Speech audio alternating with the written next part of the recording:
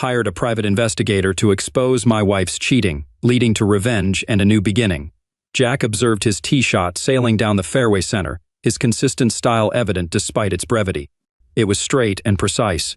After the others teed off, it was my turn. With a brief practice swing, I aimed for the distant hole, opting to test my luck. As a dedicated powerlifter, my bench press prowess surpassed my college days, impressing even gym regulars. Equipped with a new graphite driver, I struck the ball perfectly, leaving Jack astonished. "Eric, that's a monstrous 350-yard drive." "We're looking at an eagle opportunity," Jack exclaimed, stunned. With only 2 eagles under my belt, I felt confident as we advanced. Jack's game lagged, interrupted by a troubling message on his phone. Recognizing Jack's hearing difficulty, I informed him of the text, which drained color from his face. Urgently, he requested to return to the office, withholding details. As Jack's subordinate at Whitman Enterprises, a family-run pump manufacturing business, I held a significant role overseeing production as the vice president. Allison, Jack's daughter, worked with me in sales. With rumors swirling about a Swiss buyout, I assumed that was the reason for Jack's urgency. After driving him to the office, I headed home. While stopped at a light on a historic cobblestone street, I witnessed an elderly woman stumble and fall. Reacting quickly, I parked, rushed to her side, and lifted her gently, noticing her injuries and comforting her as she cried. "I'm here to help," I assured her, promising to take her to the hospital. She confirmed her pain was mainly in her arms and hands, suspecting a broken arm. Seeing her distress broke my heart, bringing tears to my eyes. Offering reassurance, I suggested getting her more eggs and assisting her into the truck for a hospital visit. But her inability to afford healthcare made her decline, leaving me feeling awful. Despite her plight, her beauty and vulnerability were evident, reminding me of my own mother. Determined to assist, I insisted on taking her, promising to sort out the financial aspect through my wife's connections at the hospital. Helping her into the truck, I gathered her groceries, learning her name was Samantha Groves, a widow. Upon reaching the emergency room, I stopped, ready to ensure she received care. While my wife Cindy was on duty, I escorted Samantha inside the hospital. Alerting Kirsten at the desk, I assured her I'd handle the expenses. Kirsten promptly assisted Samantha to a bed while Rachel tended to her injuries until the doctor arrived. Though they tried to usher me out, Samantha insisted I stay. Offering to help her call someone, I retrieved her phone from her purse in the car, realizing she was out of minutes. I lent her my Android, guiding her through its use. She tearfully contacted someone named Cecilia for assistance. Concerned about Cindy's absence, I inquired with Rachel, who explained she had left for lunch unexpectedly. Confused by the timing, I returned to Samantha, comforting her as we awaited Cindy's return. "Who did you call?" I inquired. "My granddaughter," she replied. "She's in college and will be here soon." "Then you can leave." "Nonsense," I assured her. "I'm off work now. You'll have a new friend today. You'll recover soon with a cast on your arm." Samantha giggled and hugged me gratefully. As we spoke, a voice interrupted, inquiring about her new companion. It was Cecilia, Samantha's granddaughter, who praised my assistance. Samantha credited me as a good Samaritan who came to her aid, introducing me as Eric Hollister. Expressing my frustration at the delay in paid medical attention, I demanded action from Rachel, who hesitated. Fed up, I instructed her to call Olivia, my daughter, who worked as an intern and could provide the necessary care. Reflecting on Cindy's absence with Dr. Pierce, I felt a surge of anger and confusion. Our first date happened around 6 months after we met. Cindy and I became lab partners in biology class, where I was struck by her beauty, tall with dark hair, fair skin, and the bluest eyes. After lab, I invited her for coffee, then mustered the courage to ask her out. Our initial dates were simple, dinner and a movie, but I was just 19. 6 months into dating, I encountered Cindy with another guy, George Cooper, at a restaurant.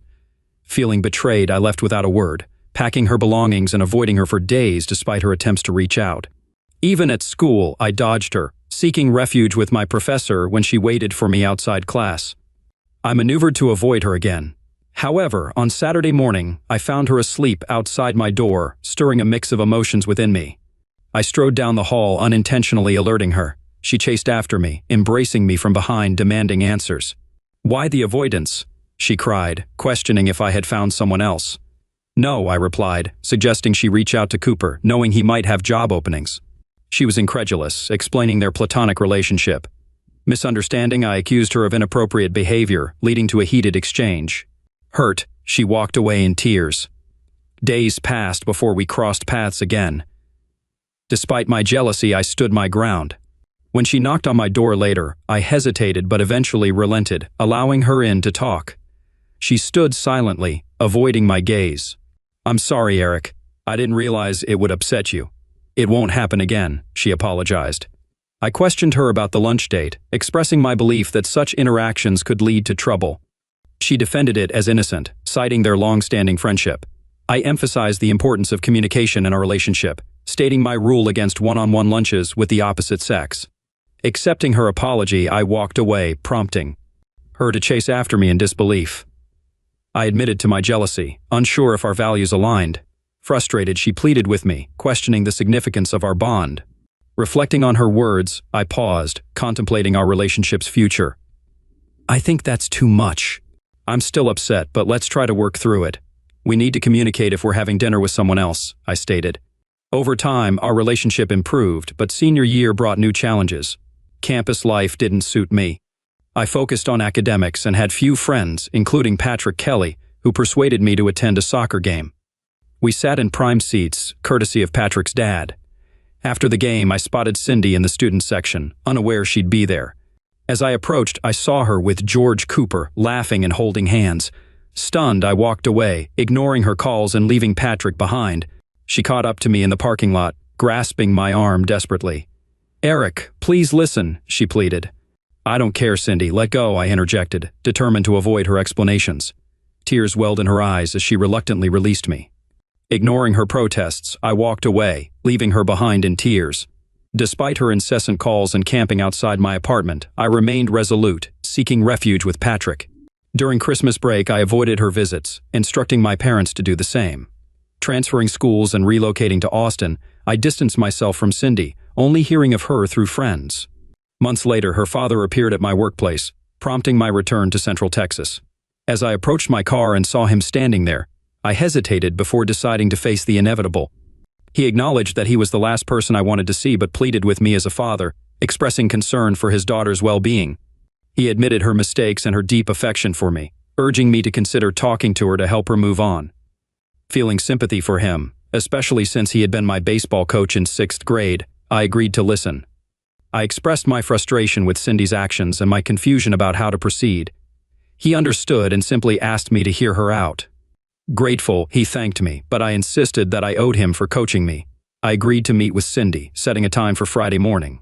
We dined at Cheddar's, where I paid for her meal, though I dreaded the conversation I knew would follow. Despite my reluctance, she praised George, prompting me to question the nature of our date. Seeing them together at Chili's confirmed my suspicions. She insisted they were just friends, hoping we could all get along. Refusing to accept this, I ended our relationship, recalling my warning about being alone with him again. Frustrated, she defended George's character, sparking an argument. Fed up, I abruptly left, tossing money on the table. Unaware she was following, I reached my car and locked the door, signaling the end of our encounter. She attempted to open the car door, but I ignored her and started the engine. She rushed over and opened my door, questioning if I would abandon her. Offering to call her a cab, I refused to engage in further conversation, suggesting she talk to Cooper instead.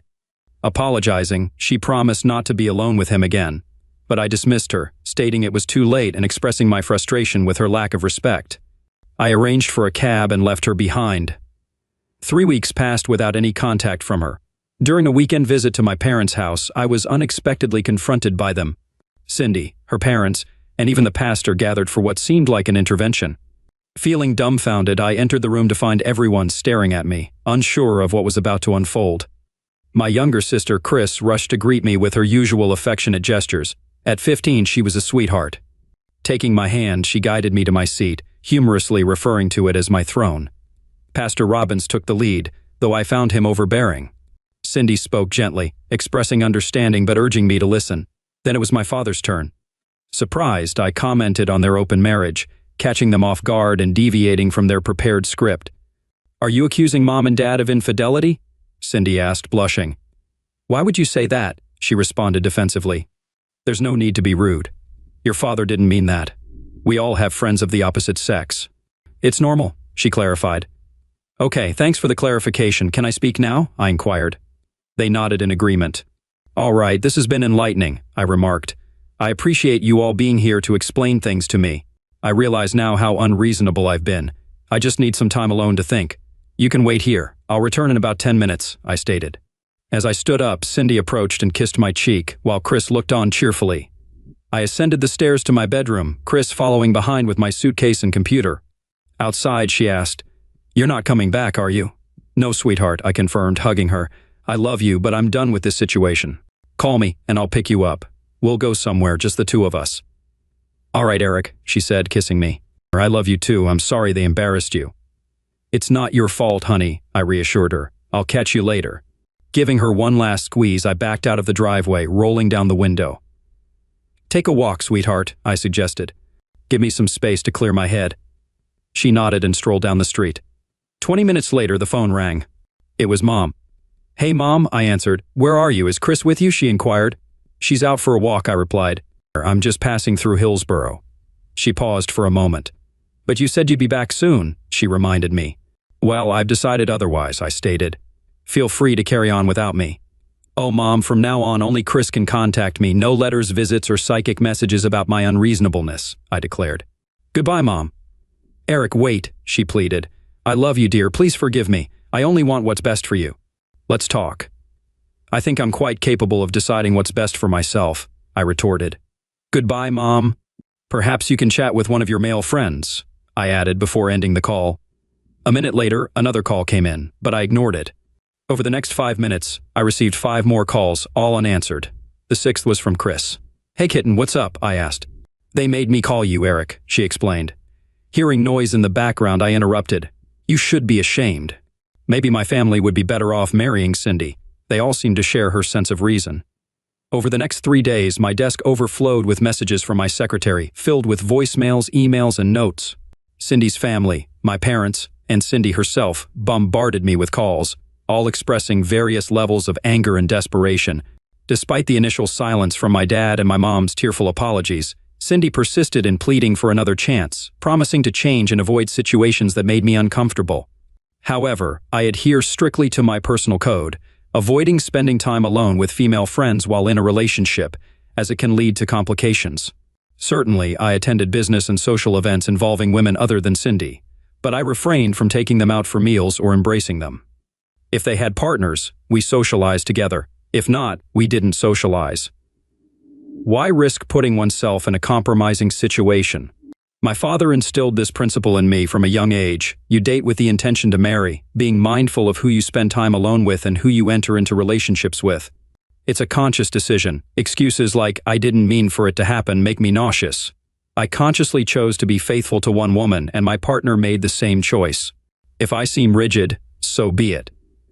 Over the next week, I went on a few enjoyable dates, feeling relieved when Cindy wasn't around. It was freeing not to wonder about her whereabouts or lunch companions. Returning to McKinney, I stayed at a hotel and planned a weekend outing with Chris to Six Flags. As I pulled up, Chris urged me to hurry, but Mom unexpectedly dashed from the sidewalk and leaped onto the car's hood, halting my departure.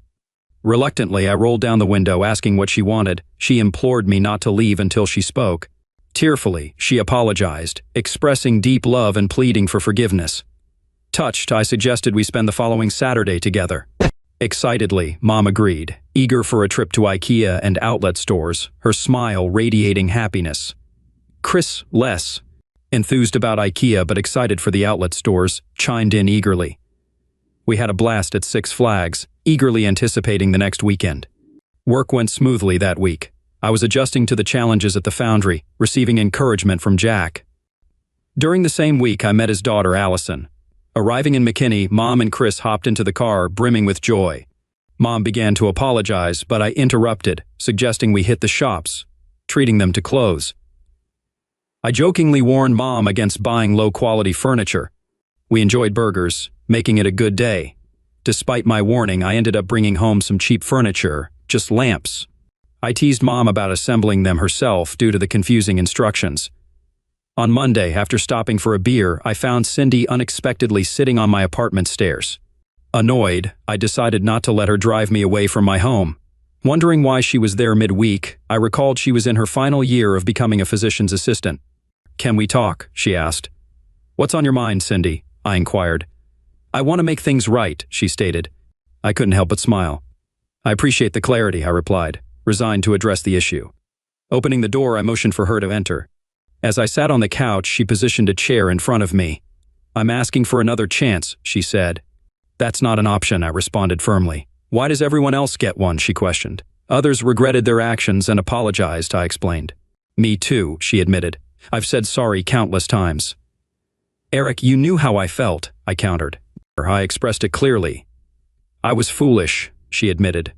"Your stance seemed too extreme to be sincere."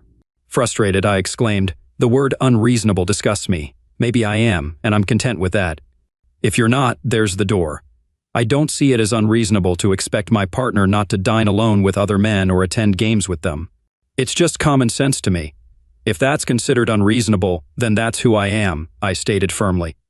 "I get it now," she replied. "How can I make things right? What can I do to reconcile?" Cindy appeared unwell, her vibrant hair lacking its usual luster, and her face showing signs of fatigue. She seemed on the verge of tears. "If you start crying, I'll ask you to leave," I warned her.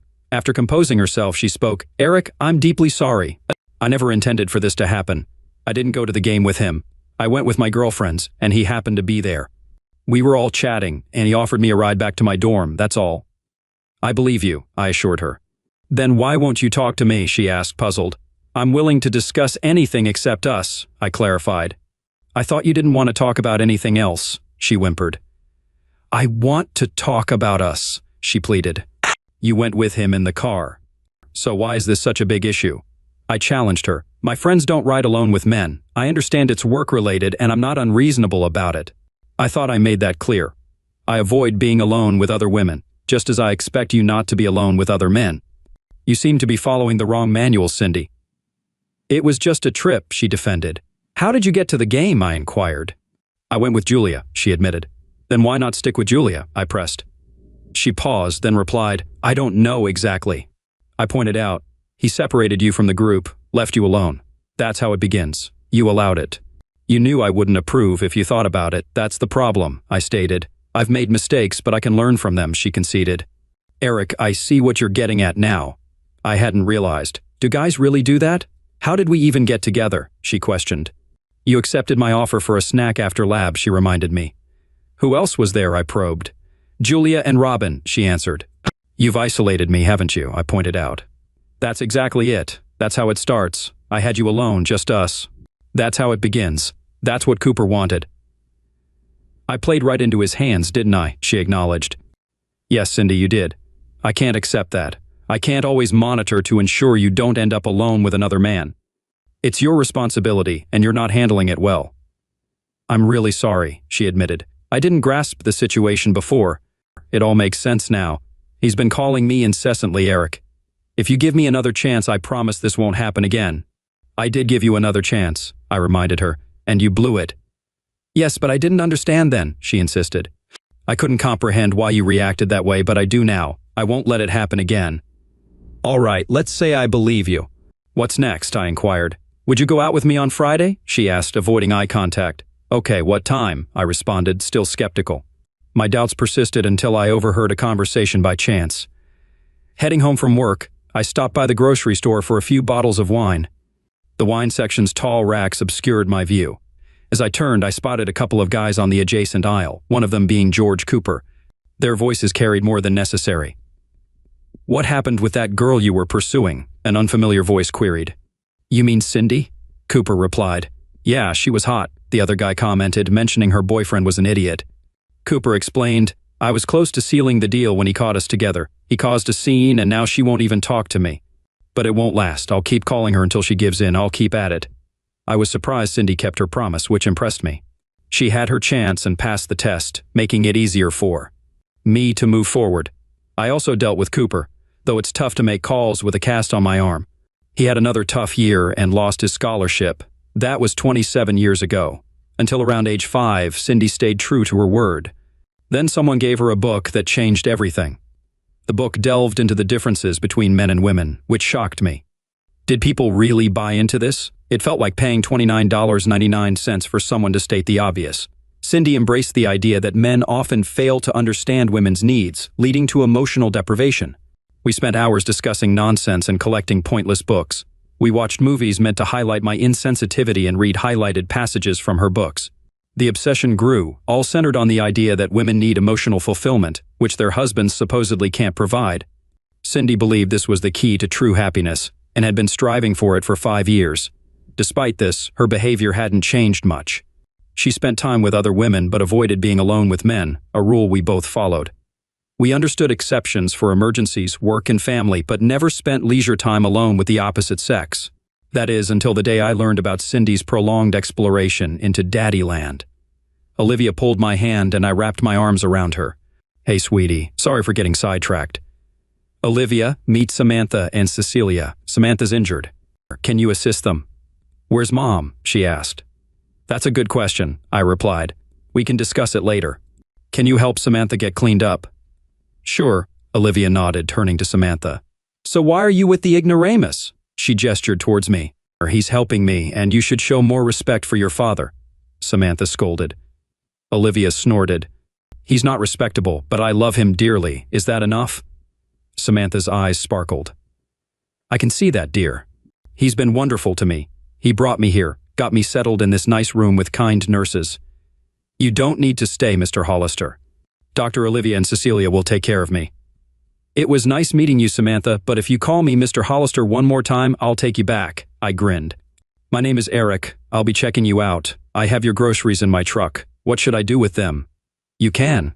"No, I can't ask you to." Samantha hesitated. "Can't ask what?" I inquired. Cecilia intervened. "Could you take them to our house?"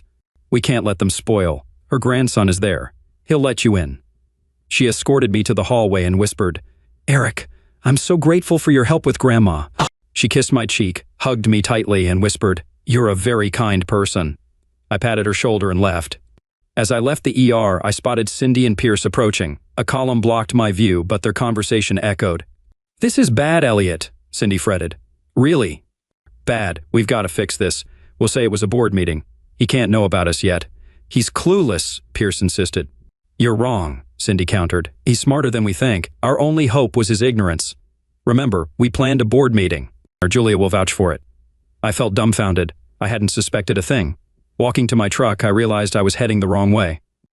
Correcting my path, my phone rang. Cindy. I ignored it. Locating the address, I found a small white house with a vinyl fence. Carrying the groceries, I rang the bell. A slender black man answered. "Are you Samantha Groves' grandson?" I asked. "Yes. How can I help you?" he replied, his voice catching my attention. "She had an accident, and I brought her groceries," I explained. "My sister asked me to bring these," I added, corrected by his response. "She's my cousin," he clarified. "My mistake. Would you mind putting these away for her?" I requested. "Sure," he agreed. Glancing at me, he invited, "Want to come in?" "No, I'm in a rush," I declined. "Are the eggs broken?" he inquired. "Yes, but I promised to replace them," I replied, seizing the chance to return when Samantha was home. Time to get busy. I visited Julia's house, but she seemed surprised to see me. "Paul's not here," she said anxiously. "I came to talk to you," I replied. Just then, Paul arrived. "Well, I guess he's here now," I remarked. As he approached, he greeted me warmly and suggested we enjoy a beer on the porch. Julia brought out Paul's homemade pale ale, and as she turned to leave, I stopped her. "I need to talk to you, Julia," I insisted. She glanced nervously at Paul. "I'm in the middle of making dinner," she said. "Or can we talk later?" "Now's the time," I insisted. "I want to hear it straight." Tears welled up in her eyes.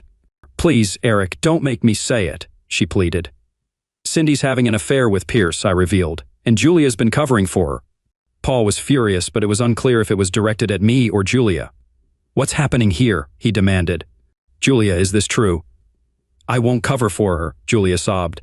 "I'm so sorry, Eric. I wanted to tell you, but I didn't know how. I didn't want you to get hurt." I hugged her, reassuring her it wasn't her fault. "Do you know how long this has been going on?" I asked. "No, I just found out," she confessed. "Well, I'm sorry for dragging you into this," I said. Paul offered support, even suggesting a family lawyer if needed. I thanked them and apologized once more. Dreading going home, I feared facing Olivia without Cindy. Did she know and cover for her mom? I needed to find out, though it would be painful. I called ahead for dinner, and we ate together, discussing Samantha's accident.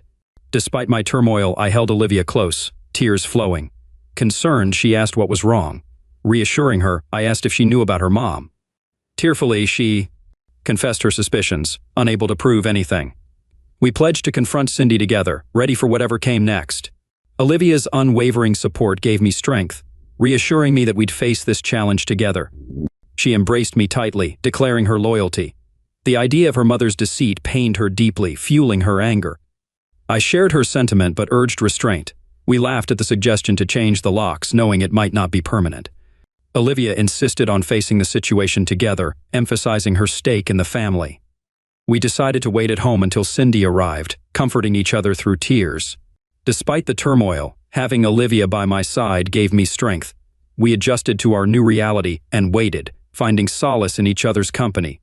As we watched a movie, we noticed Cindy's car approaching, signaling the start of a new chapter in our lives. She appeared visibly nervous upon entering the house and seeing us together. Olivia remained beside me, her arms wrapped around my neck. Cindy attempted to brush off the tension, acknowledging our wait as she moved to kiss Olivia. She was met with a firm refusal. Olivia's words cut through the tension, exposing the truth.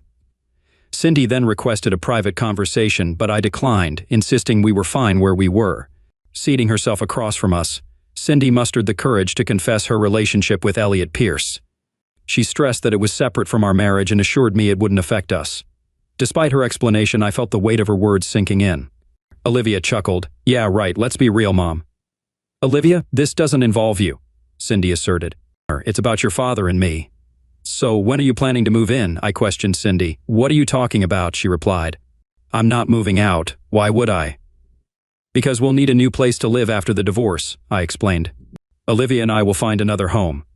"Divorce?" Cindy exclaimed. "We're not getting divorced. I don't want that." "Your disregard for us led to this," I stated firmly. "What have I done to make you think I'd agree to this?"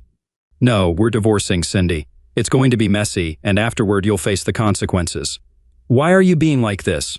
"Can't you understand my needs?" she protested. "It doesn't have to ruin us. I love you and want to be together forever." "Well, too bad. Life doesn't always go your way," I remarked.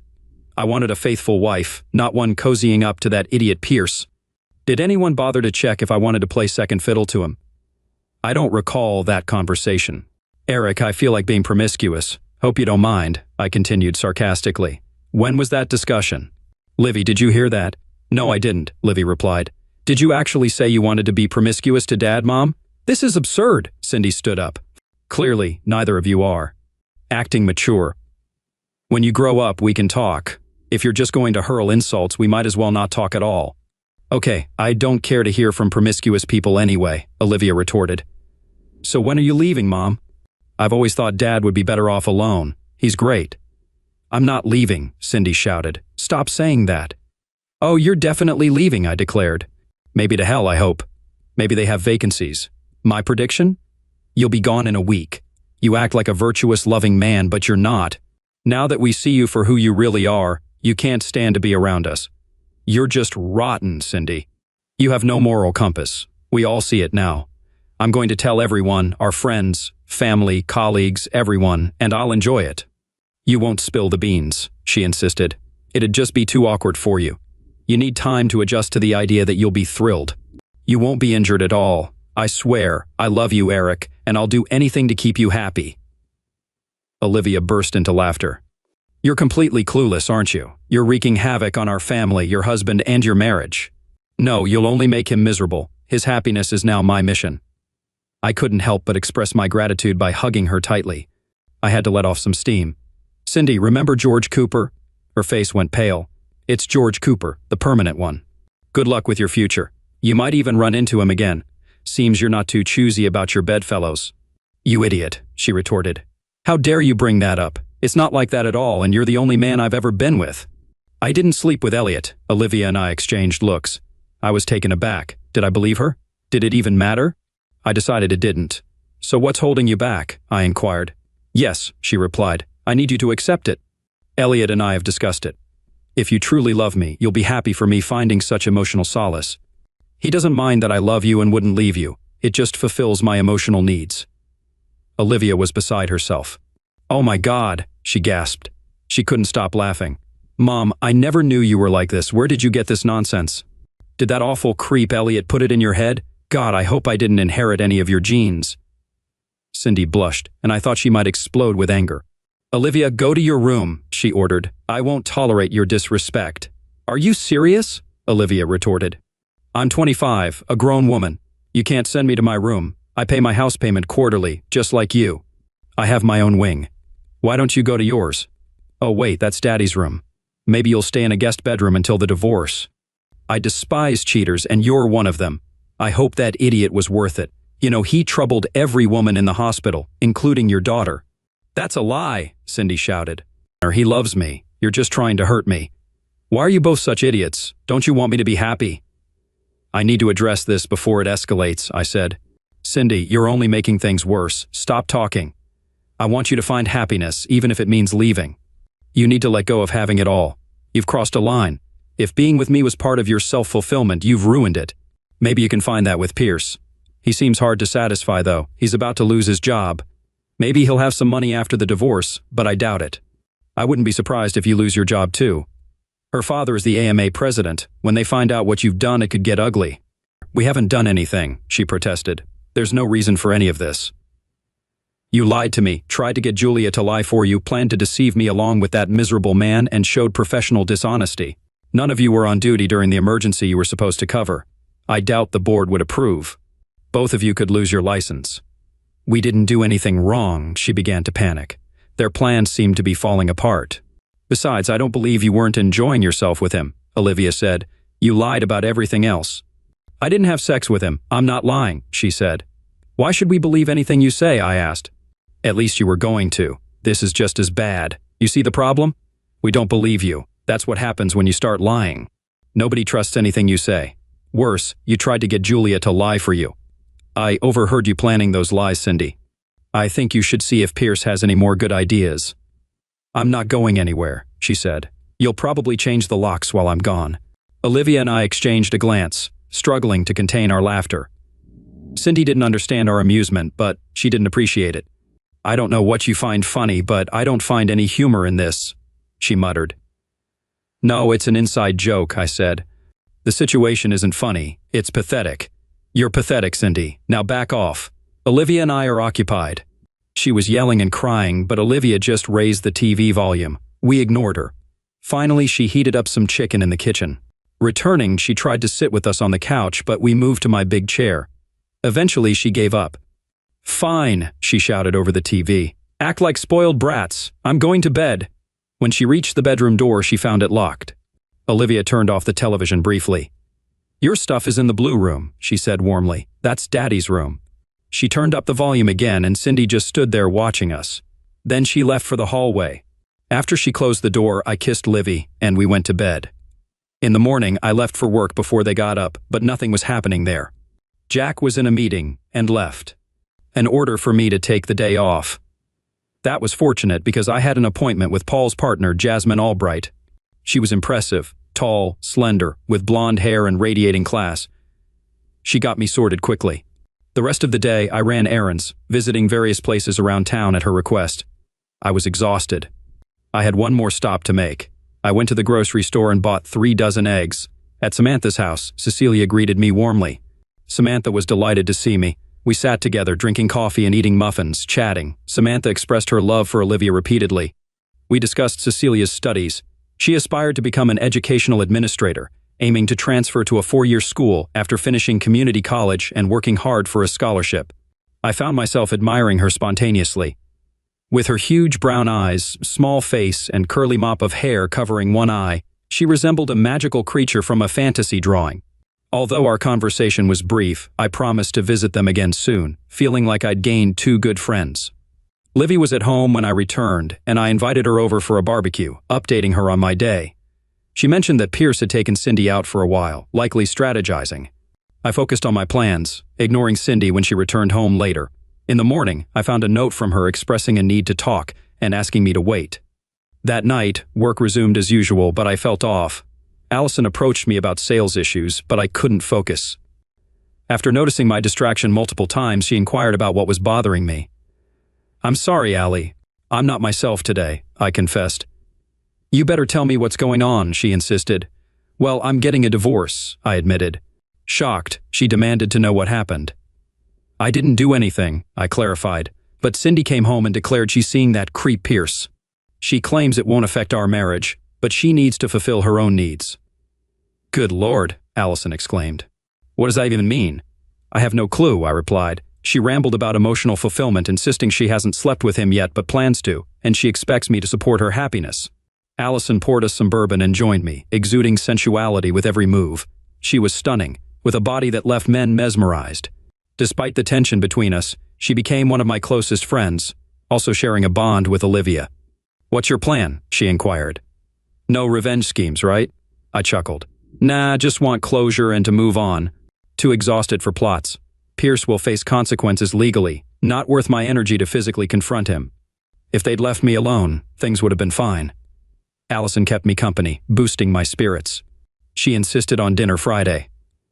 Arriving home, I heard yelling. Cindy and Pierce were on the couch as Olivia confronted them. Pierce's push led to a brawl, but Olivia and I swiftly escorted him out. He left in pain. Olivia found it amusing, and we went our separate ways. On the porch, Cindy wasn't amused. "I can't believe you did that," she yelled. "We came here for a civilized chat, and you acted like savages. You didn't even give him a chance. You might have liked him if you did." "I gave him a chance," I countered. "I didn't damage him, so he's got a head start when he sees me again. Let it go, Cindy." "Want to catch a movie?" I asked Olivia.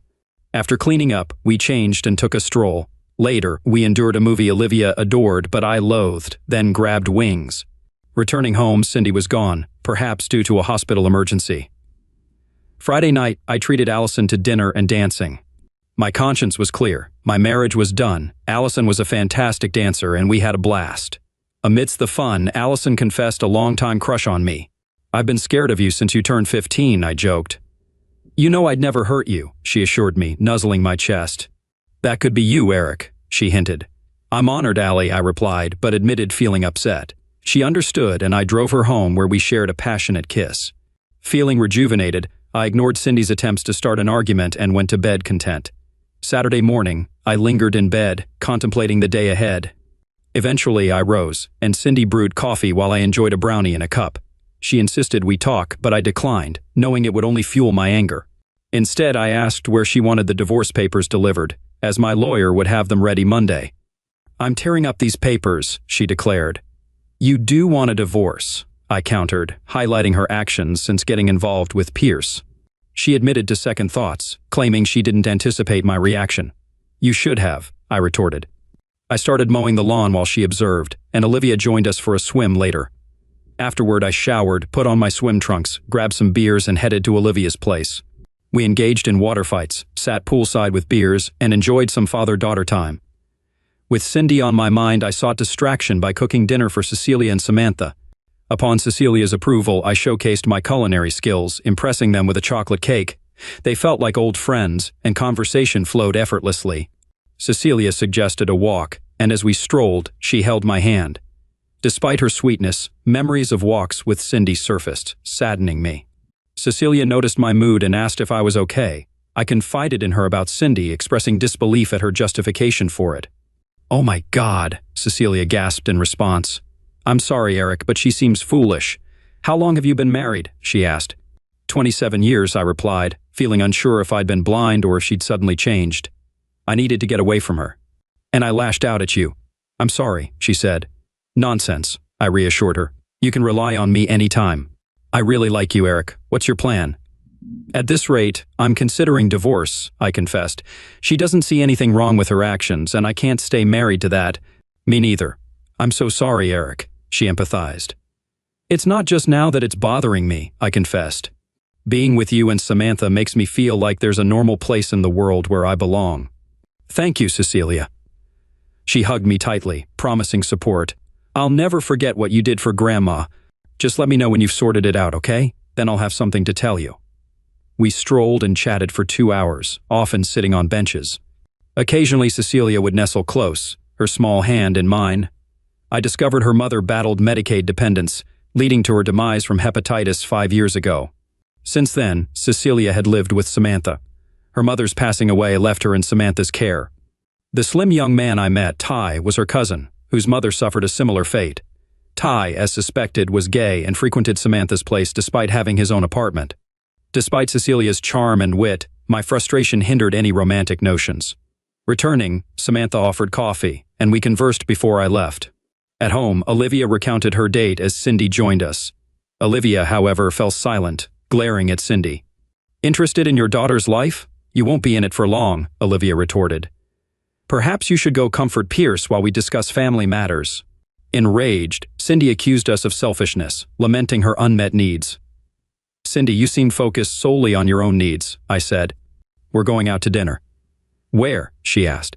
Just Livy and I replied. You can see Pierce. She screamed as we left. Back home, Livy and I played Trivial Pursuit while Cindy mocked us. On Monday, I went to work as usual. Returning, Cindy had prepared dinner.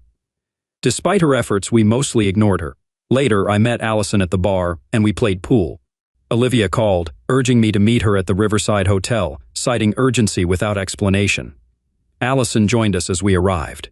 Across the street, Olivia's dart caught my eye. She ushered Allison into the car and informed us about Cindy's rendezvous with Pierce. We debated the situation. Allison deemed it reckless, while I preferred ignorance. Olivia suggested using the evidence as leverage in the divorce. Eventually, we reached a consensus. Approaching the counter, I inquired about Cindy's room, stating urgency. With the keycard in hand, we approached the door, camera ready. Inside, Cindy and Pierce were caught in the act. Cindy protested, blaming me for her actions. Allison greeted Cindy, implying some women prefer weak men. I said she favors strength like mine. Cindy erupted, demanding Allison release my hand. We left, and I shut the door. Back in the truck, I felt disoriented. Allison drove, Olivia trailing us to Freddy's. Over drinks, they noticed my silence and offered reassurance. Allison hinted at game-changing news for the next day's meeting with my dad. Stepping out with these two beauties uplifted me. Returning Allison to the bar, I headed home. Olivia awaited me, and we conversed. When Cindy arrived later, she complained about her credit cards. I explained our financial separation and the consequences of her refusal to sign divorce papers, hinting at a compromising video. You idiot, she yelled. How do I replace the papers? Not my problem, I replied. I've set up a meeting with a realtor to value the house. You can buy me out or vice versa, but buying me out might strain your finances. I'm not doing anything until the divorce is final, she insisted. Olivia corrected her, stating it could be quick with a simplified process. You earn 3 times what I do, she argued. You should pay alimony. I have a video suggesting otherwise, I countered. Messing with me could cost you your job and license, I warned. Eventually, she relented, signing the papers and agreeing to a hearing. Despite her daily protests of love, as the hearing neared, she grew increasingly desperate. 3 days prior, she left a note requesting a discussion. Upon her return from work, she hurried upstairs for a shower, then returned with beers for all of us. Nervous, she gathered us around the kitchen bar to talk while she prepared food. After a hesitant start, she confessed. Eric, Olivia, I owe you both an apology, she began. I've made grave mistakes. I never imagined things would spiral like this. I misjudged you, Eric. I expected your understanding and support, but now I see my error. I was wrong. I disagree, I insisted. It wasn't solely my failure to understand or support you. The problem isn't just your actions. It's the breach of trust. Remember our vows? You promised to forsake all others. This deceit goes beyond a lack of understanding, Cindy. It's about dishonesty and betrayal. Oh, spare me. Now you're repulsed, she retorted. And what about all your time with Allison? I'm not oblivious to you and her. You're clueless, I snapped.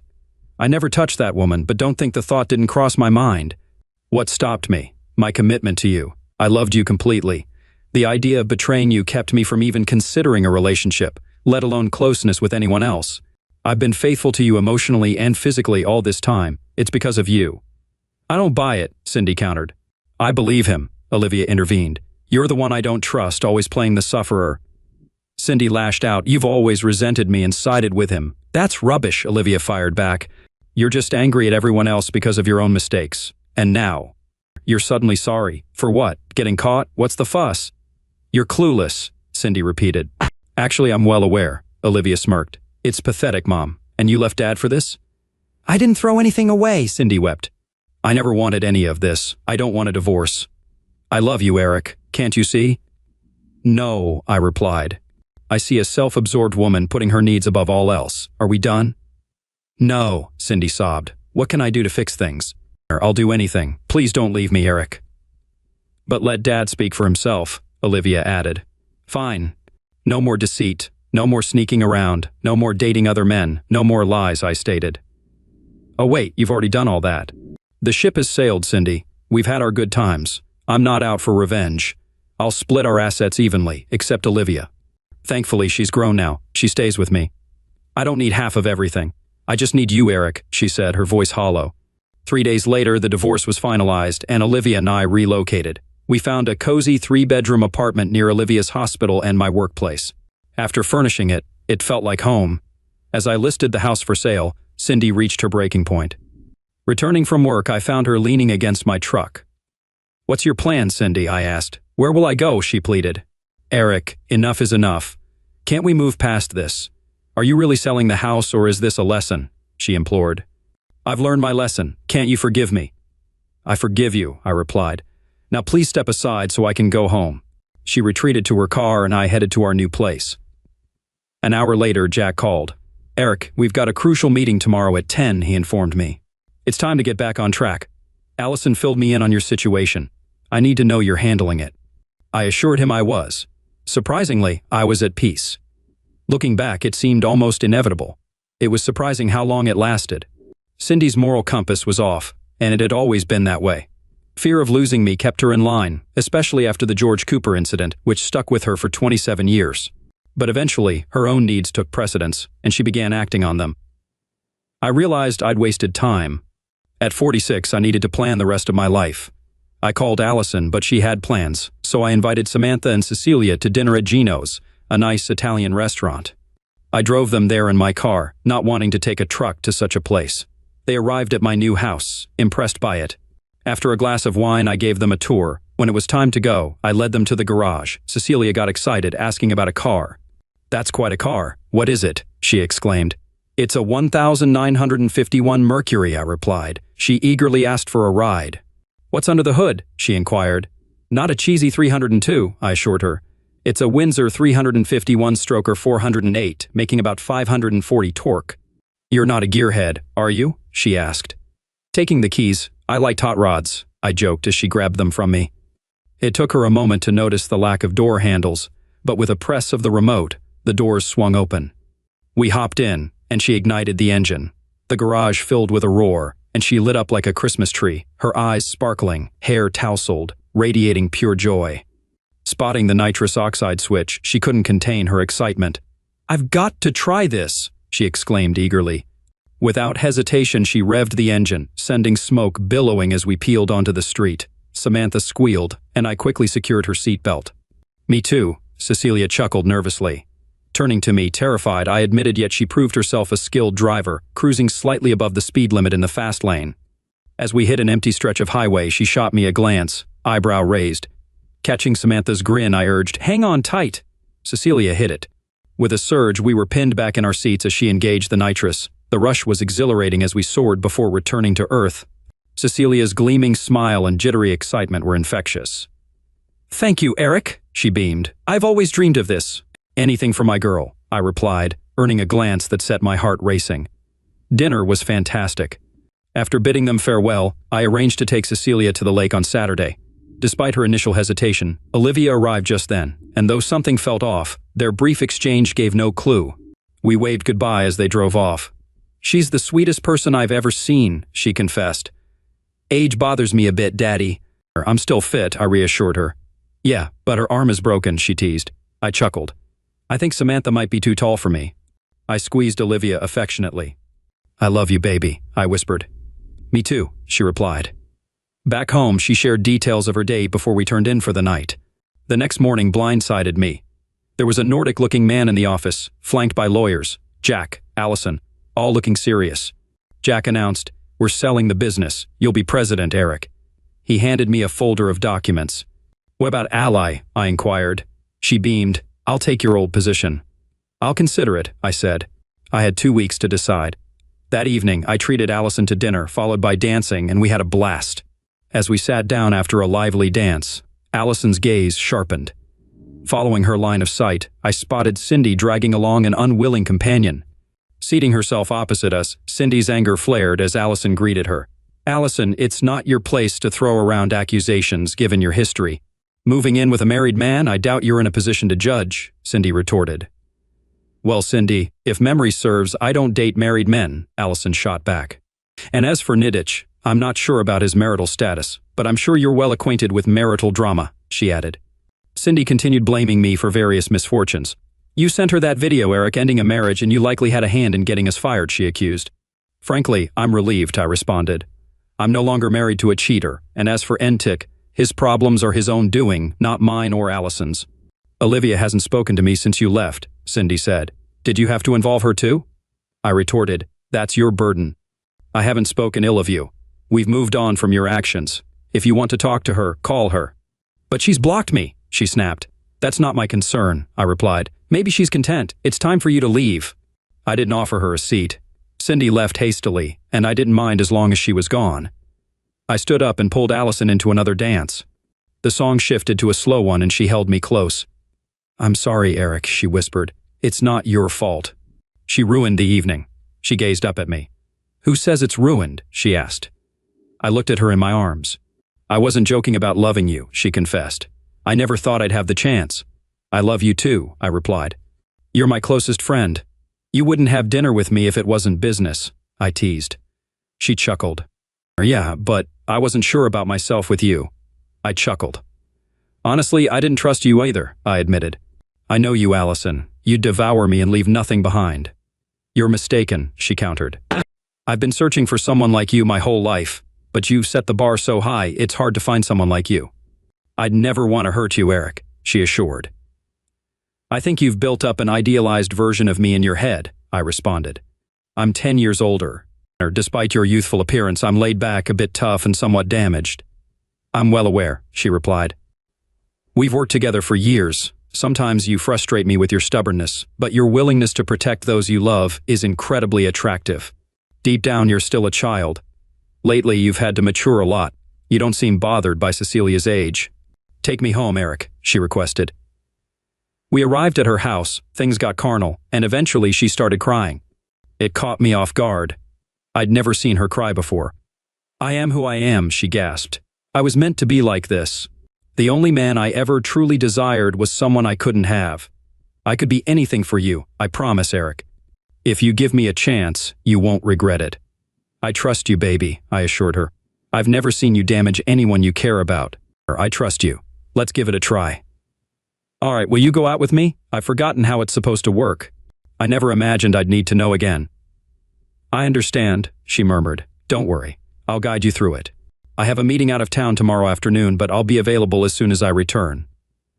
I thought I was completely drained, but she proved me wrong at 5:30 in the morning. Afterward, I showered and hurried home to change. Olivia caught me on my way out and asked to talk later that night. Sure, baby. I kissed her cheek, grabbed my bagel, and left. When Allison arrived at work, she caught me staring and whispered, "Keep that thought. When I return, we'll close the door and, well, you know." I glanced around cautiously. Marmite over here, I warned. Thankfully, my assistant wasn't at his desk. After Allison left, work fell into its usual rhythm, and I departed at 4:30, feeling exhausted and eager for a quick nap. As I entered, Olivia had just arrived home. After changing, the doorbell rang, and Cecilia greeted me with a hug as she rushed inside. Care for a drink? I offered. Opting for a beer, she joined me on the couch, snuggling close. Eric, there's something on my mind, she began. Uh-oh, I thought. Life's becoming complicated. Despite enjoying Cecilia's company and appreciating her gratitude for my help, I knew there were hurdles, especially with Allison. I waited for her to continue.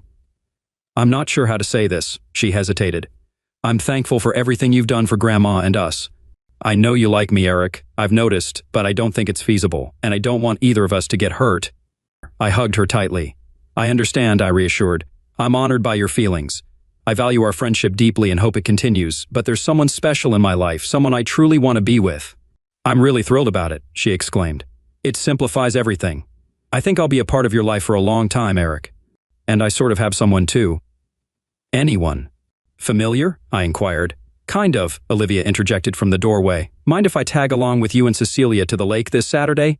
I must have appeared bewildered, my eyes darting between them. And Olivia burst into laughter, joining me on the other side. I had no idea you two clicked like that, I whispered. They both found it amusing. We're both into guys too, Cecilia disclosed. When we met at the hospital, it was an instant connection. Olivia called and asked me out.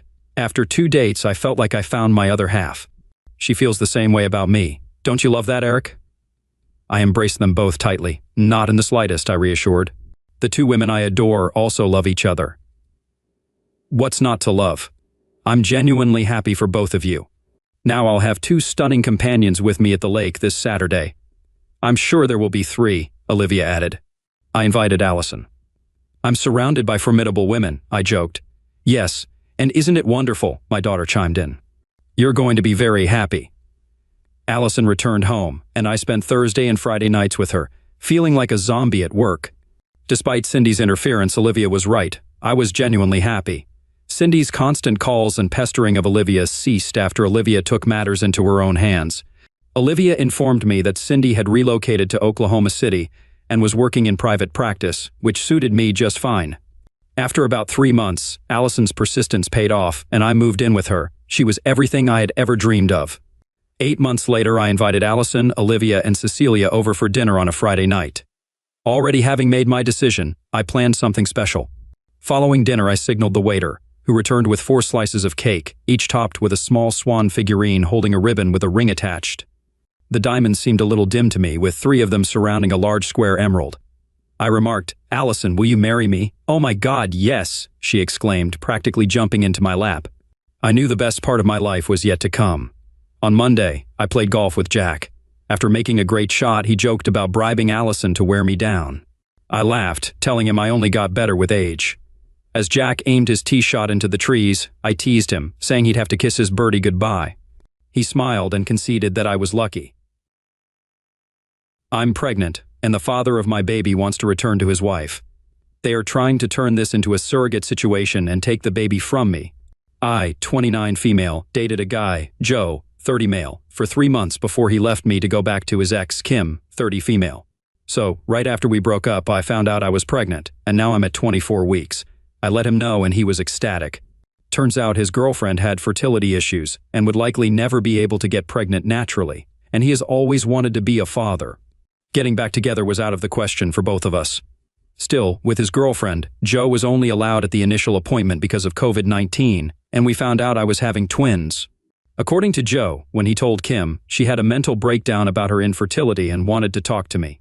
I met them at their house, and Kim stated that she wanted to be involved in my pregnancy because she would eventually be the children's stepmother. She started telling me that I needed to do a home birth, that I needed to formula feed so that they could have the babies half of the week, that she wanted 1 boy and 1 girl, and that she wanted the kids to call her mama since they would be calling me mommy. I shut her down and said I would make the best choices for my children and my body and left. Kim continued to be overbearing, texting me every day about my eating habits, exercise habits, and complaining about how her job wouldn't let her take maternity leave. At the virtual genetics counseling appointment, she attended instead of Joe and took over the whole meeting, trying to talk about her family history, which wasn't relevant. When it came time for my 20-week level 2 scan, they allowed me 1 guest, and Joe suggested I take Kim instead of him, which I refused to do. Joe did end up coming, and he found out the gender because I wanted to keep it a surprise for me so we could throw a gender reveal party. I put a pregnancy announcement on my social media, and then she put up an announcement saying they were expecting twins the non-traditional way and how blessed she was. I was irritated, but I kept my mouth shut. Then she threw a gender reveal party and posted it on social media. I wasn't even invited. She also announced that she's having a baby shower. I commented on her posts and told her to stop treating me like a surrogate, that the kids weren't hers, and that Joe didn't have any claim or custody of the kids until they are born. I then called Joe and reiterated all of this and stated that I would not be seeing either of them until we went to family court and that my mother would be my birthing partner. He, Kim, and some of her friends and family are saying I'm an expletive, and her mother even called and insisted I give her one of my babies like this is the parent trap. Edit. I'm definitely getting a lawyer as soon as possible. Y'all have scared the expletive out of me, but I'm happy you did. Update. I never considered that this could have happened on purpose. We used condoms because I do not react well to hormonal birth control, and I had to wait to get a non-hormonal IUD because of other medical issues. The Thursday I posted this, I went to the police and they stated that there was nothing they could do because a crime hadn't been committed. In my state, orders of protection are criminal or family, so I was able to get one against Joe. On Friday, I did get a lawyer, and they let me know in my state there was nothing I could do as far as custody before the babies are born. So I will be leaving my state soon to ensure that this isn't my baby's home state and I can't be charged with anything. However, someone sent this post to Kim, and she came to my job, damaged my car, and broke a bunch of office windows. I work with kids, so she was arrested for not just the criminal damage and trespassing but also child endangerment. So, hopefully, that works in my favor.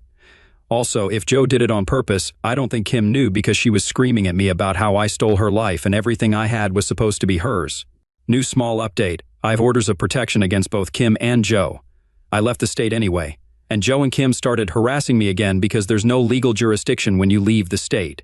But I have enough evidence that I was able to press charges in my current state as well and will be pursuing a restraining order here. Story 2.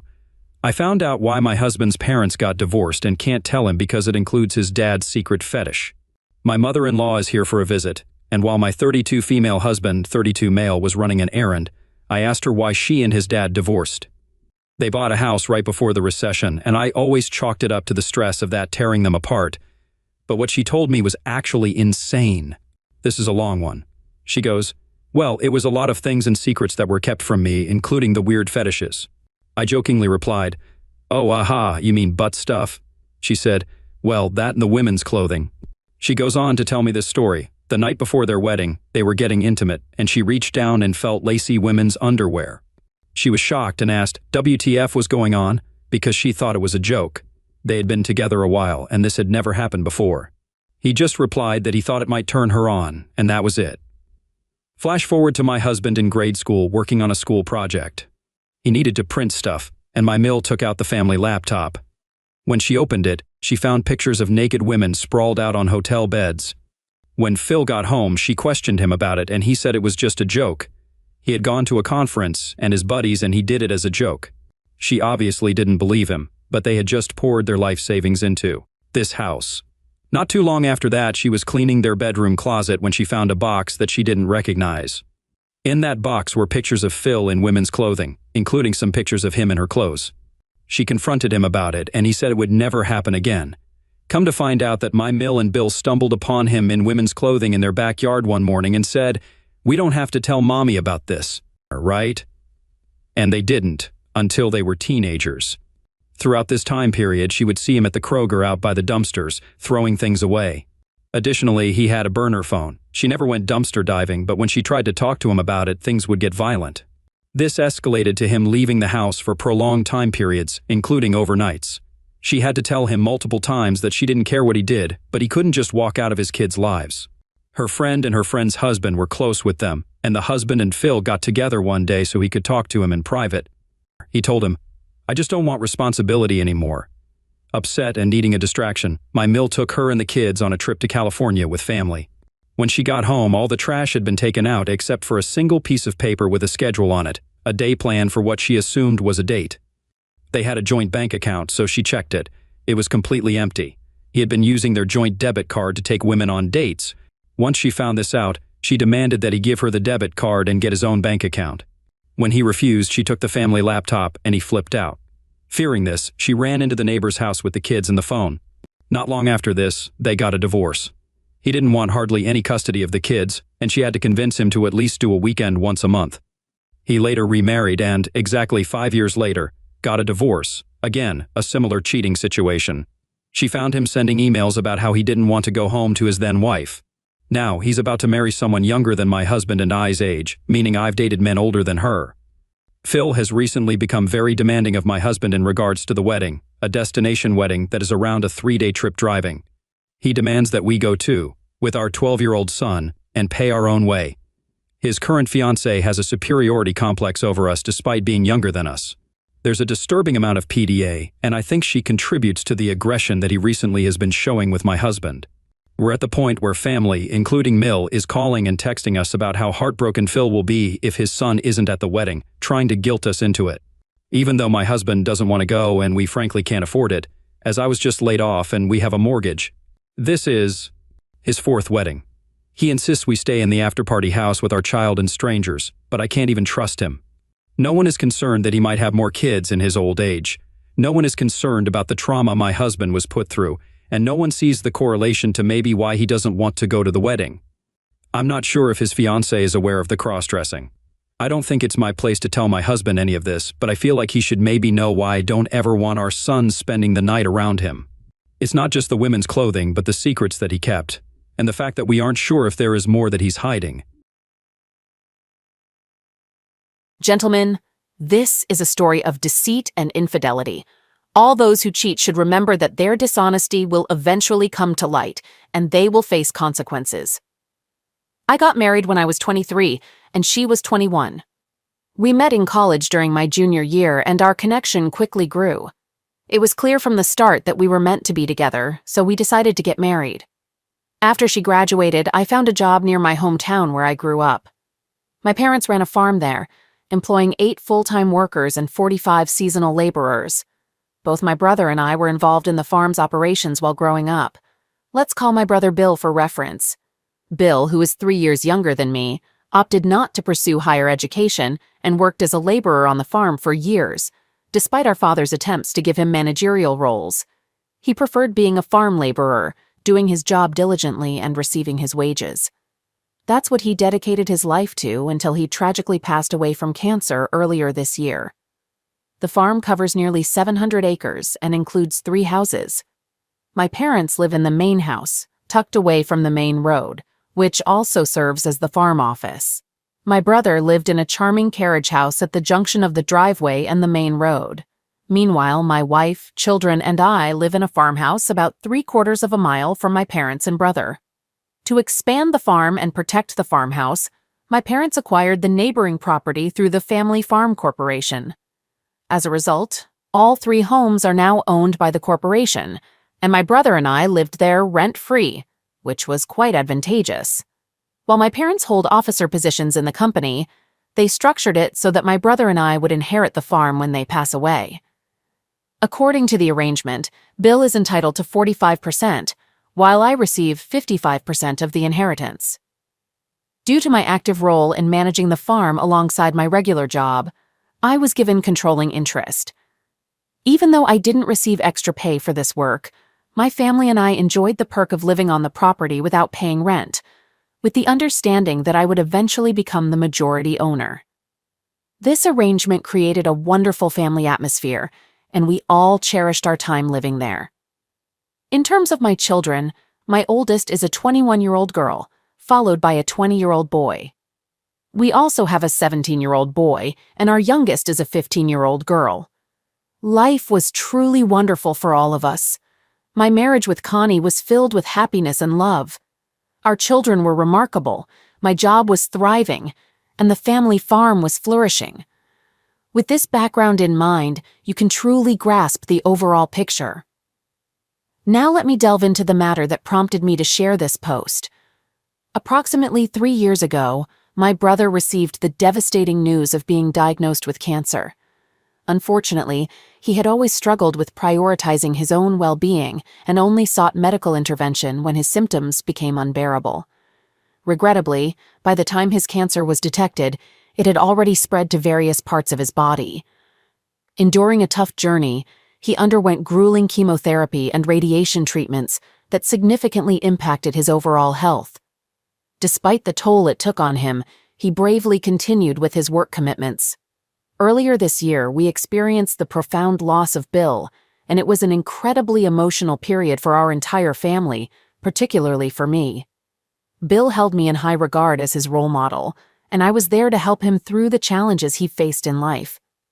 One major obstacle he tackled with my support was his battle against alcoholism, which he successfully overcame 4 years before his passing. Additionally, he grappled with significant tax issues that needed attention and resolution. I played a crucial part in helping him navigate these challenges, since he often struggled with even the simplest tasks life threw at him. As a result, our bond grew exceptionally strong, and we became very close. My wife and children also had a deep affection for him. Even though they affectionately called him Crazy Uncle Bill, it's important to note that Bill wasn't unintelligent or lazy. Instead, he lacked the motivation and ambition to improve his life and circumstances. Over the years, Bill had several relationships with different girlfriends, but none of them lasted. Many of these connections formed with women he met at bars, often resulting in short-lived romances. However, there was one instance when he dated a genuinely kind-hearted woman, and I had genuine hopes for their future together. Unfortunately, his drinking habits eventually led her to leave him. My parents wholeheartedly accepted Bill, loving him unconditionally just as they loved me. As per his will, Bill appointed me as the executor of his estate, giving me the responsibility of managing the distribution of his assets.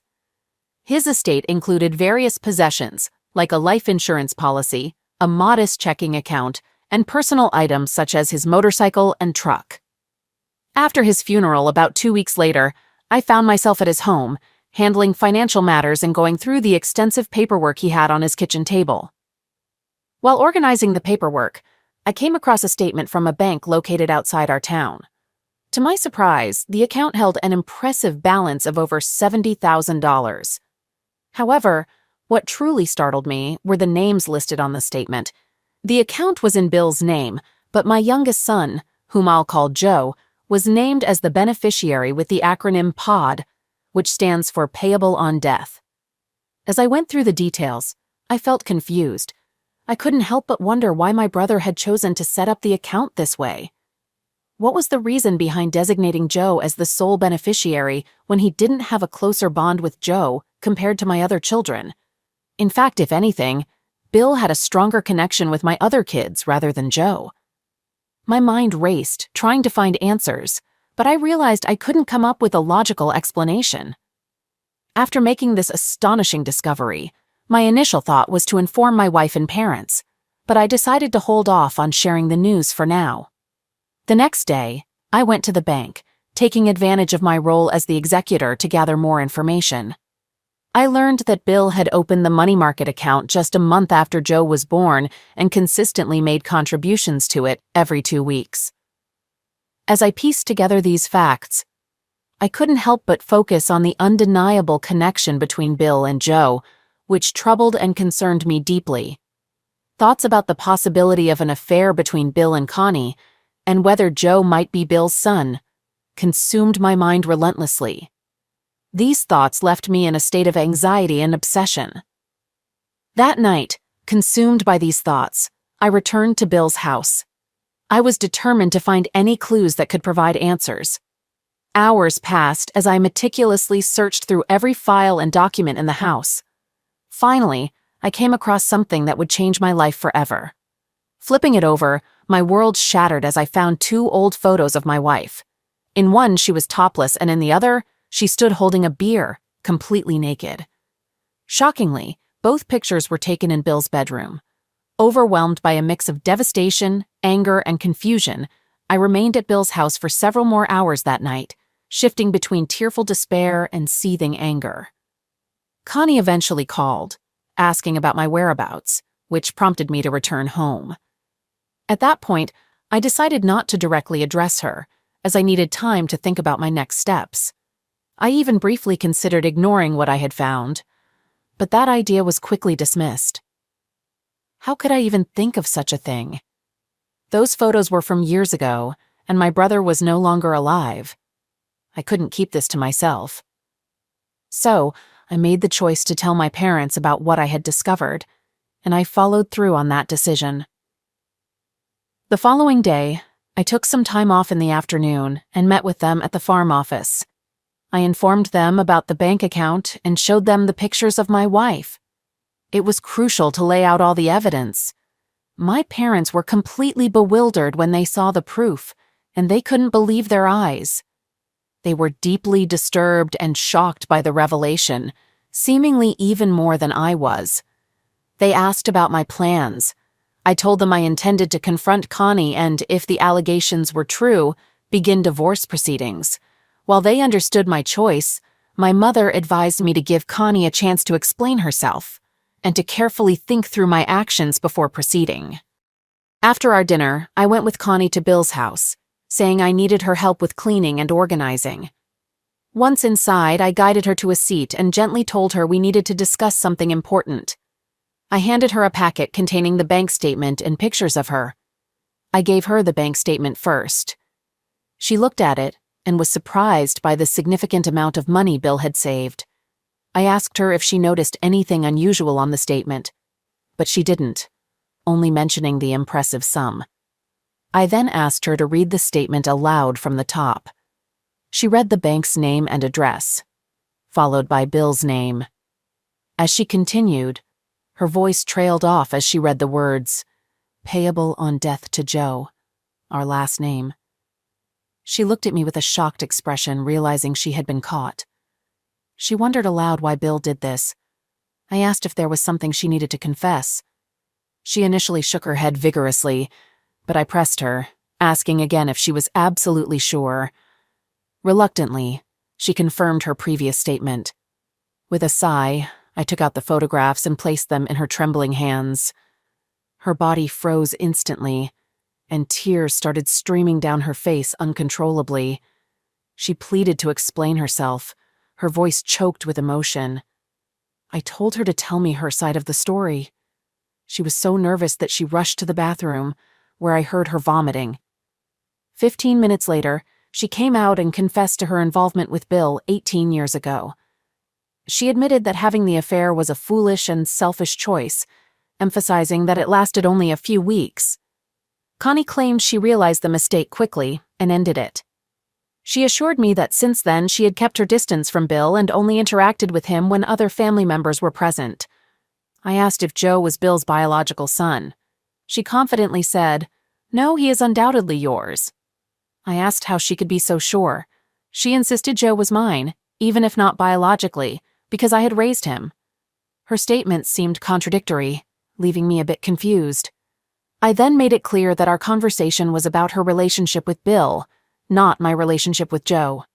Despite her tearful pleas for forgiveness, I remained firm, offering no empathy or comfort. Instead, I got up from my seat and decided to leave. I told her not to return home until she had composed herself and looked presentable. I didn't want our children to see her in such distress, so I went home while she arrived about an hour later. Despite her persistent requests for a conversation, I firmly told her there would be an appropriate time for that in the future. We shared the same bed that night. However, when she tried to cuddle with me, I rejected her advances. Instead, I turned away and made it clear that I didn't want to share the bed with her. In fact, I wouldn't have slept in the same room as her. She silently cried throughout the night, struggling to sleep. The next day, I used my paid time off and went to the main house to meet with my parents. I told them about Connie's confession, and once again, they were shocked by the revelation. I confirmed that I intended to seek a divorce from Connie. When my mother asked if divorce was really what I wanted, I reluctantly admitted that it wasn't my preference. But after what I had learned, I couldn't trust her anymore and had no desire for any physical intimacy with her. After the meeting with my parents, I returned home and confronted Connie. I told her I wanted a divorce. Connie broke down completely, overwhelmed with emotions. She begged and said the affair had happened a long time ago. She insisted she was sure that Joe was my son. She pleaded with me, emphasizing her certainty. Once again, I firmly stated that Joe was not the main issue in our discussion. My love for him remained unchanged, regardless of his biological father. I made it clear that this betrayal was solely between her and me. The timing didn't matter. Whether it had happened 18 years ago or even centuries ago, the severity of her betrayal remained the same. Later that day, I set up a meeting with our usual farm-related attorney. Recognizing the seriousness of the situation, he suggested a divorce attorney who happened to be a close acquaintance. Without wasting time, I scheduled an appointment with the divorce attorney for that same afternoon, initiating the legal process. The attorney reassured me that the farm and the 3 houses, all integral parts of the corporation, wouldn't be at risk during the settlement, providing some comfort amid the chaos. Despite the infidelity, the attorney explained that our remaining assets would still be split evenly. This was possible because my parents had wisely organized the farm as a corporation, anticipating such unfortunate circumstances. They had appointed themselves as the sole officers, a foresight that proved invaluable in minimizing potential fallout from a situation like this. If any of my children were to go through a divorce while having ownership in the farm, their ex-spouse wouldn't have any claim to the farm. The attorney clarified that the farm's corporate structure doesn't grant ownership rights to my wife. He also clarified that due to my wife's lack of employment outside the home, I might be required to provide spousal support for at least 5 years, possibly longer. Even in cases of infidelity, spousal support remains mandatory, which is quite surprising. The laws seem to favor women heavily, as he pointed out. While we could consider challenging this in court, his assessment was based on his past representation of clients in similar situations. According to him, that was the expected outcome. I had anticipated and prepared for it. Money wasn't my primary concern. I simply wanted to end the marriage. After returning home, I broke the news to Connie, and she completely lost control. She cried and begged for a second chance, but I repeatedly refused. Then I let her know that I would be talking to the children over the weekend. I mentioned that I'd speak with Joe one-on-one first and then gather all the kids together, including Joe, to inform them. Connie asked if she could be present during these discussions, and I firmly declined. However, I did tell her that she could meet with them afterward if she wanted. On Saturday morning, I approached Joe and let him know there was something important we needed to talk about. We walked to the creek on our farm, where there was a pavilion and picnic benches. In that peaceful setting, I shared the news with him. As expected, he was devastated and filled with worry. In his distress, he asked me if I would still love him if he wasn't my biological son. I reassured him, letting him know that my love for him would remain strong, no matter his biological ties. I firmly told him not to dwell on it, emphasizing that it wouldn't change my relationship with him or with any of his siblings. I made it clear that this was an issue between his mother and me, and he and his siblings were not at fault. I went on to explain that I would be divorcing his mother, emphasizing that it was solely because of her affair with Uncle Bill and had nothing to do with him or his actions. We spent a couple of hours sitting and talking. I let him know that the next step would be to gather his siblings and have a conversation with them. Sensing his need for some time to prepare, he requested it, and I agreed without hesitation. I assured him he could take all the time he needed to feel comfortable with the situation. Back at the house, we kept up appearances of normalcy. Though my wife's behavior had noticeably changed, the children didn't seem to notice as we spent most of the afternoon relaxing by the pool. We played games like cornhole and tossed the frisbee, creating the illusion of a typical summer weekend for our family. However, beneath the surface, a dark secret hung over us, waiting to be revealed. After dinner, Joe approached me and expressed his readiness to talk to his siblings. Unfortunately, they all had plans with their friends that evening, so we decided to postpone the discussion until the following morning. The next day, we all woke up early, had breakfast together, and attended Sunday services as a united family.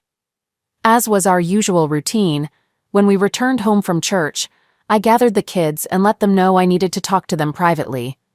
On the back patio, my daughter asked if Mom would be there, and I told her that she wouldn't be with us at that moment, but would meet with them later. This immediately made the kids uneasy. With a heavy heart, I shared the news with them, and it was tough to witness their reactions. As expected, they first seemed disbelieving, then became angry, and eventually sadness settled in. I then explained my intention to divorce their mother, and tears welled up in their eyes. We had a lengthy conversation, going into detail about the situation, and eventually, they came to understand and accept my decision. My daughter, overwhelmed by emotions, expressed her strong dislike for her mother and her desire to cut ties with her.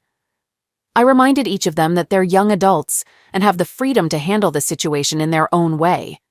However, I advised them to consider their mother's perspective and not rush into decisions based solely on this one incident. Instead, I encouraged them to think carefully and remember all the positive moments they've had with her, because she's still their loving mother. After they learned about the situation, they all acknowledged that their relationship with their mother had been good, but they were understandably upset, and none of them immediately wanted to meet with her. To seek clarity, I proposed doing DNA tests for each of them. I made it clear that their mother had admitted to a brief involvement with Uncle Bill, but I intended to have the tests for my own peace of mind and to uncover the truth and address any doubts.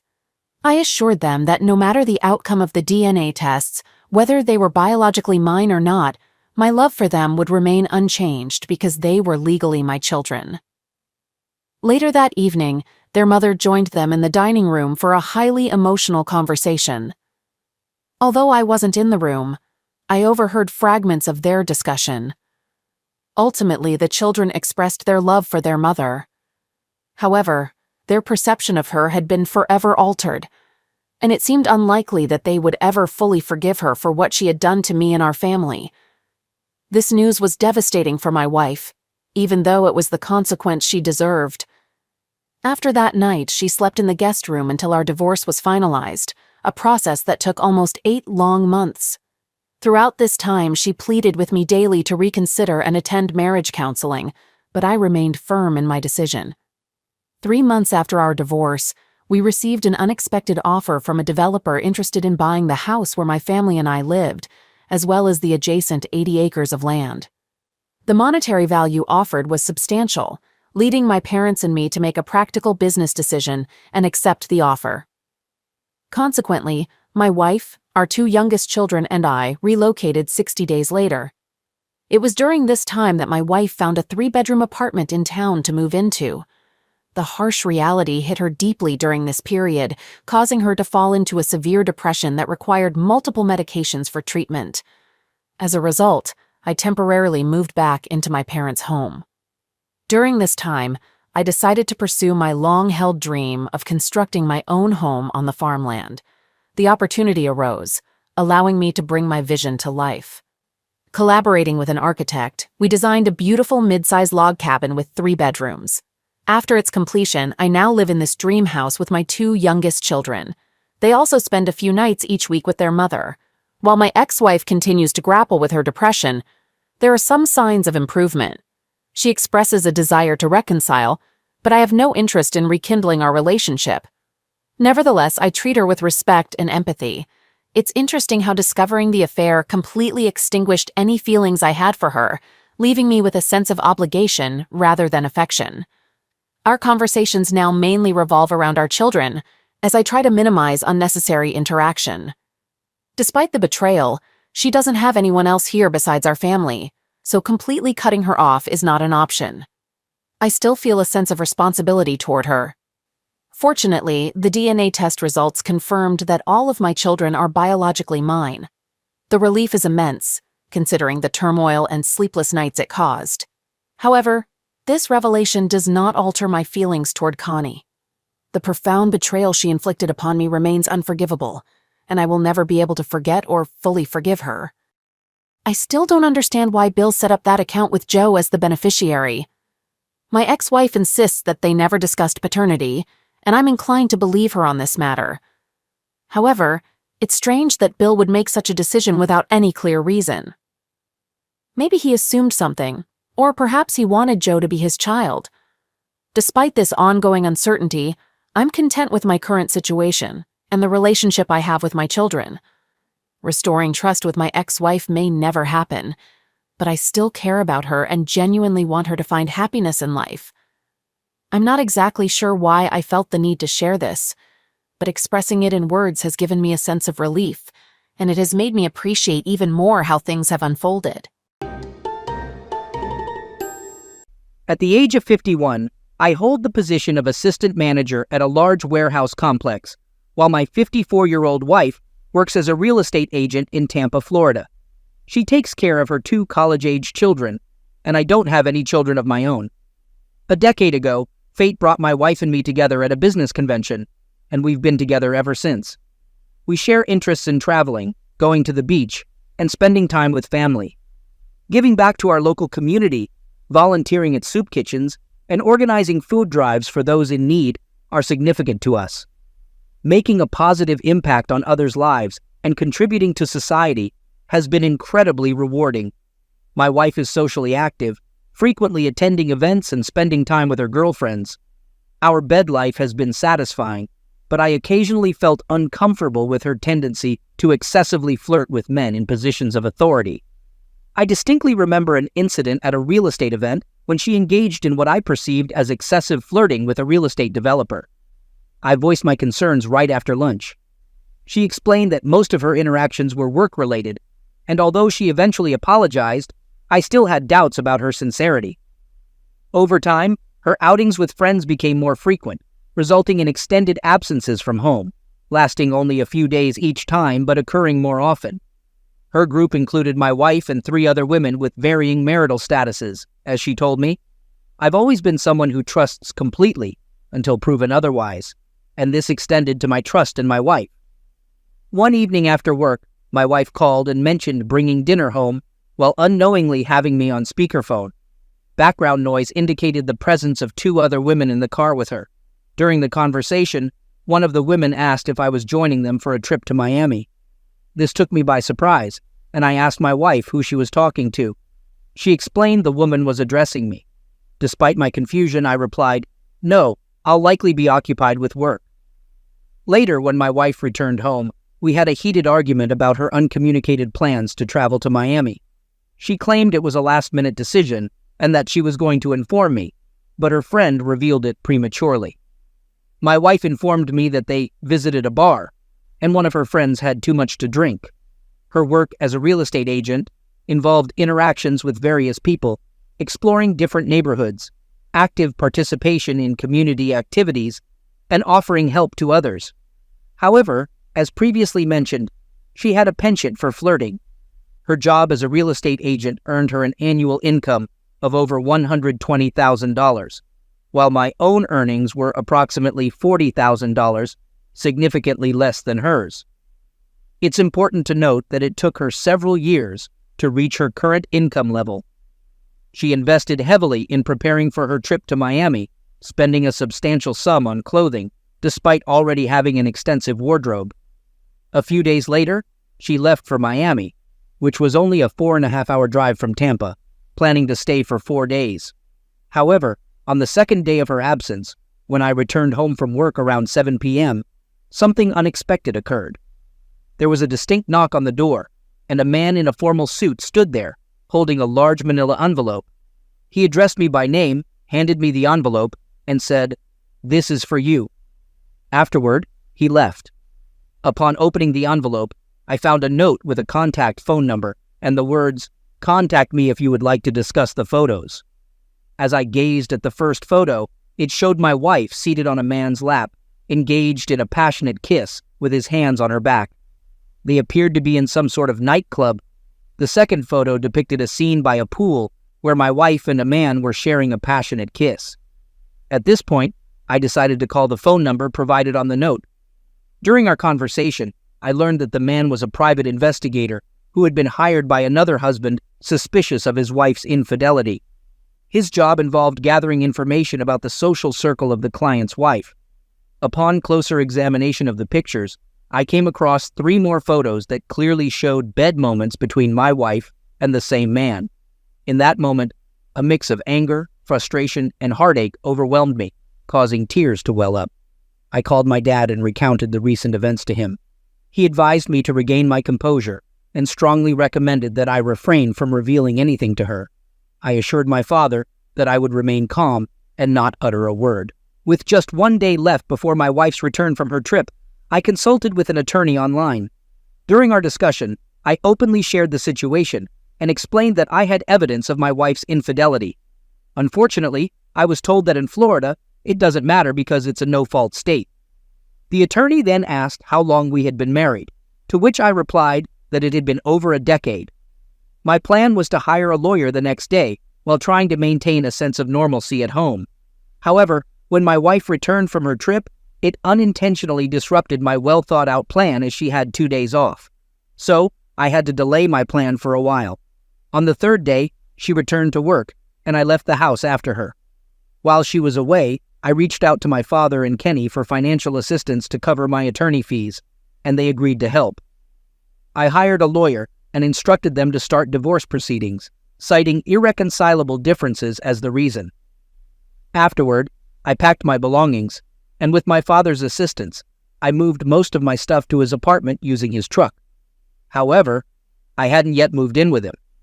I intended to stay until my wife was officially served with the divorce papers. 2 weeks passed, and surprisingly, she hadn't been informed. Another week went by, and she was finally served with the divorce papers while at work. Following this, my phone began receiving messages from her, including questions like, "What's going on?" I was at home that day when my ex-spouse from SUNY B called me. I asked my father to be present in our house since I didn't trust her, and he arrived just 5 minutes before her. As soon as she walked in, she immediately inquired why I had filed for divorce and what had prompted my decision. I pulled out the pictures from my bag and showed them to her, explaining that these were the reasons behind my divorce filing. She was shocked, covered her mouth, tears welled up, and she attempted to apologize. At that point, I no longer wanted to see her and told her that we would meet in court. As expected, she bombarded my phone with calls and texts, suggesting options like marriage counseling before the divorce hearing. She hired an attorney who did everything possible to contest the process. My attorney mounted a strong defense, resulting in a favorable outcome for me. I received $60,000 in equity from the subsequent house sale, as well as $900 per month in spousal support for 3 years. We divided the furniture, but I chose to give it to her. About a month later, I learned that my ex-wife had cheated on me before, though I was unaware of it. One of her close friends had considered telling me about the affair, but felt it wasn't her place. Later, she expressed regret for not disclosing it and apologized. I responded that if I had known about the affair, I might not have been married to her for a decade. 8 months have passed since my divorce, and during this time, my ex-wife has sent me text messages almost every week, inquiring about my well-being. However, I've decided not to respond. I've maintained my phone number, choosing not to change it because it's my prerogative. Even when she mentioned that her children were curious about me in one of her messages, it didn't prompt me to respond. The pain from this situation lingers, but I'm fortunate to have supportive friends who avoid discussing that tumultuous period. I'm on a healing journey and have recently started therapy sessions. Despite the heartache, I'm confident that I'll be okay in the end. In my younger years, I never imagined the challenges life would bring. Growing up in a simple home, I valued stability and believed strong relationships and trust were the foundation of life.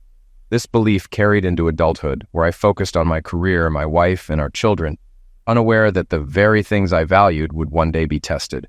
Through marriage and fatherhood, I assumed love and loyalty were unshakable. My wife and I built a life together, or so I thought. We raised 2 great kids and managed our careers, and I felt secure that we could handle whatever came our way. But trust was unraveling long before I realized it. One evening, after a typical day of work and family time, playing with the kids, sharing dinner, and watching a baseball game, I felt a deep sense of peace as my wife fell asleep beside me. I had no idea it would be the last normal day of my life. The next day, around noon, I got a frantic call from Carrie. She was crying, saying something about our son, Troy, kidney disease, and the hospital. I rushed there and met with Dr. Fierstos, who explained that Troy had been admitted with severe pain. How a healthy freshman developed stage 3 kidney disease was a mystery, and a specialist was on the way. Carrie and I stayed positive for Troy, but it was hard. Carrie searched the condition on her phone, pale with worry, while I tried to lighten the mood for Troy.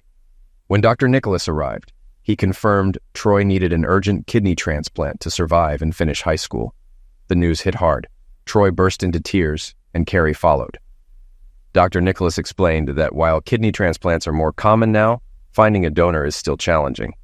The best chance was a family member, but that was a problem. I was an only child. Carrie had just one sibling with 2 young kids, and our 17-year-old daughter couldn't donate. Despite testing 7 family members, none were a match.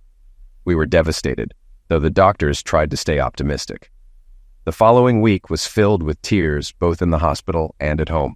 Then something unexpected happened, like a miracle. Carrie reached out to Sergio Santiago, an 18-year-old we called our nephew, the son of close family friends Jorge and Robbie Santiago. Although we thought we weren't related, it turned out Sergio was a match for Troy as a third-party donor. Dr. Nicholas was excited. "A family match is best, and a half-sibling is almost as good," he said. "But he's not a stepbrother," I replied, stunned. Realization hit hard. My mind stopped for a moment, then everything came crashing down. While it felt like a miracle for Troy, I knew my marriage was over. I looked at Carrie, who seemed to shrink in front of me. "Carrie, baby," I whispered, but she looked away, her face flushed. "I can't focus on anything but Troy right now," she said. "I had to try for Troy's sake," she added. Thank you for finally thinking of someone else, I responded flatly. Our marriage was clearly over, but we had to save Troy. How long until they get here? I asked. They'll arrive Thursday, she answered softly. Fine, they can stay with us as usual, I said, resigned. The Santiagos had stayed with us about 6 times over the years. Our basement was a guest suite with 2 bedrooms and a full bath, not as luxurious as the hotels they usually stayed in, but they were family. Carrie and Robbie had been roommates at Iowa State for 2 years, and Robbie was already dating Jorge when I started seeing Carrie. At first, I didn't get along with Jorge, who came from a wealthy Spanish family and seemed like a spoiled playboy. But eventually I saw he was a good guy, just out of touch with the real world. We became friends mostly because our wives were best friends. There were even campus rumors that Carrie and Robbie were more than friends, but I never saw any proof. Robbie and Jorge married 6 months after we graduated, with Carrie as a bridesmaid. 6 months later, Robbie was a bridesmaid at our wedding in Champaign, Illinois. Life became incredibly hectic after Troy's diagnosis. Dialysis became part of our daily routine, with doctors and nurses constantly around. We had to prepare for the surgery, post-op care, medications, and the mental toll. It was overwhelming for a 14-year-old like Troy, who had been strong, athletic, and quick-witted until this hit. Now, he was scared and in pain, and I felt helpless. Carrie was suffering just as much, but I didn't confront the bigger issue yet. I worked half days that week, trying to focus on something other than Troy's illness and Carrie's affair. Work was the only part of my life that didn't hurt. At home, Carrie and I were rarely alone, and when we were, our daughter AJ was usually with us, making it impossible to talk. At night, we shared the bedroom, but only to sleep. Exhaustion became a welcome escape. Normally, the Santiago's arrival would bring a festive atmosphere, but this time felt different. The usual hugs went around, excluding me, and the mood was subdued. I stood back, feeling a mix of anger and nausea. After a few minutes, Robbie noticed me, blushed, and came over to give me a tight hug. I'm so sorry, Josh, honestly, she whispered before pulling away. I nodded, not saying a word. Everyone was watching me.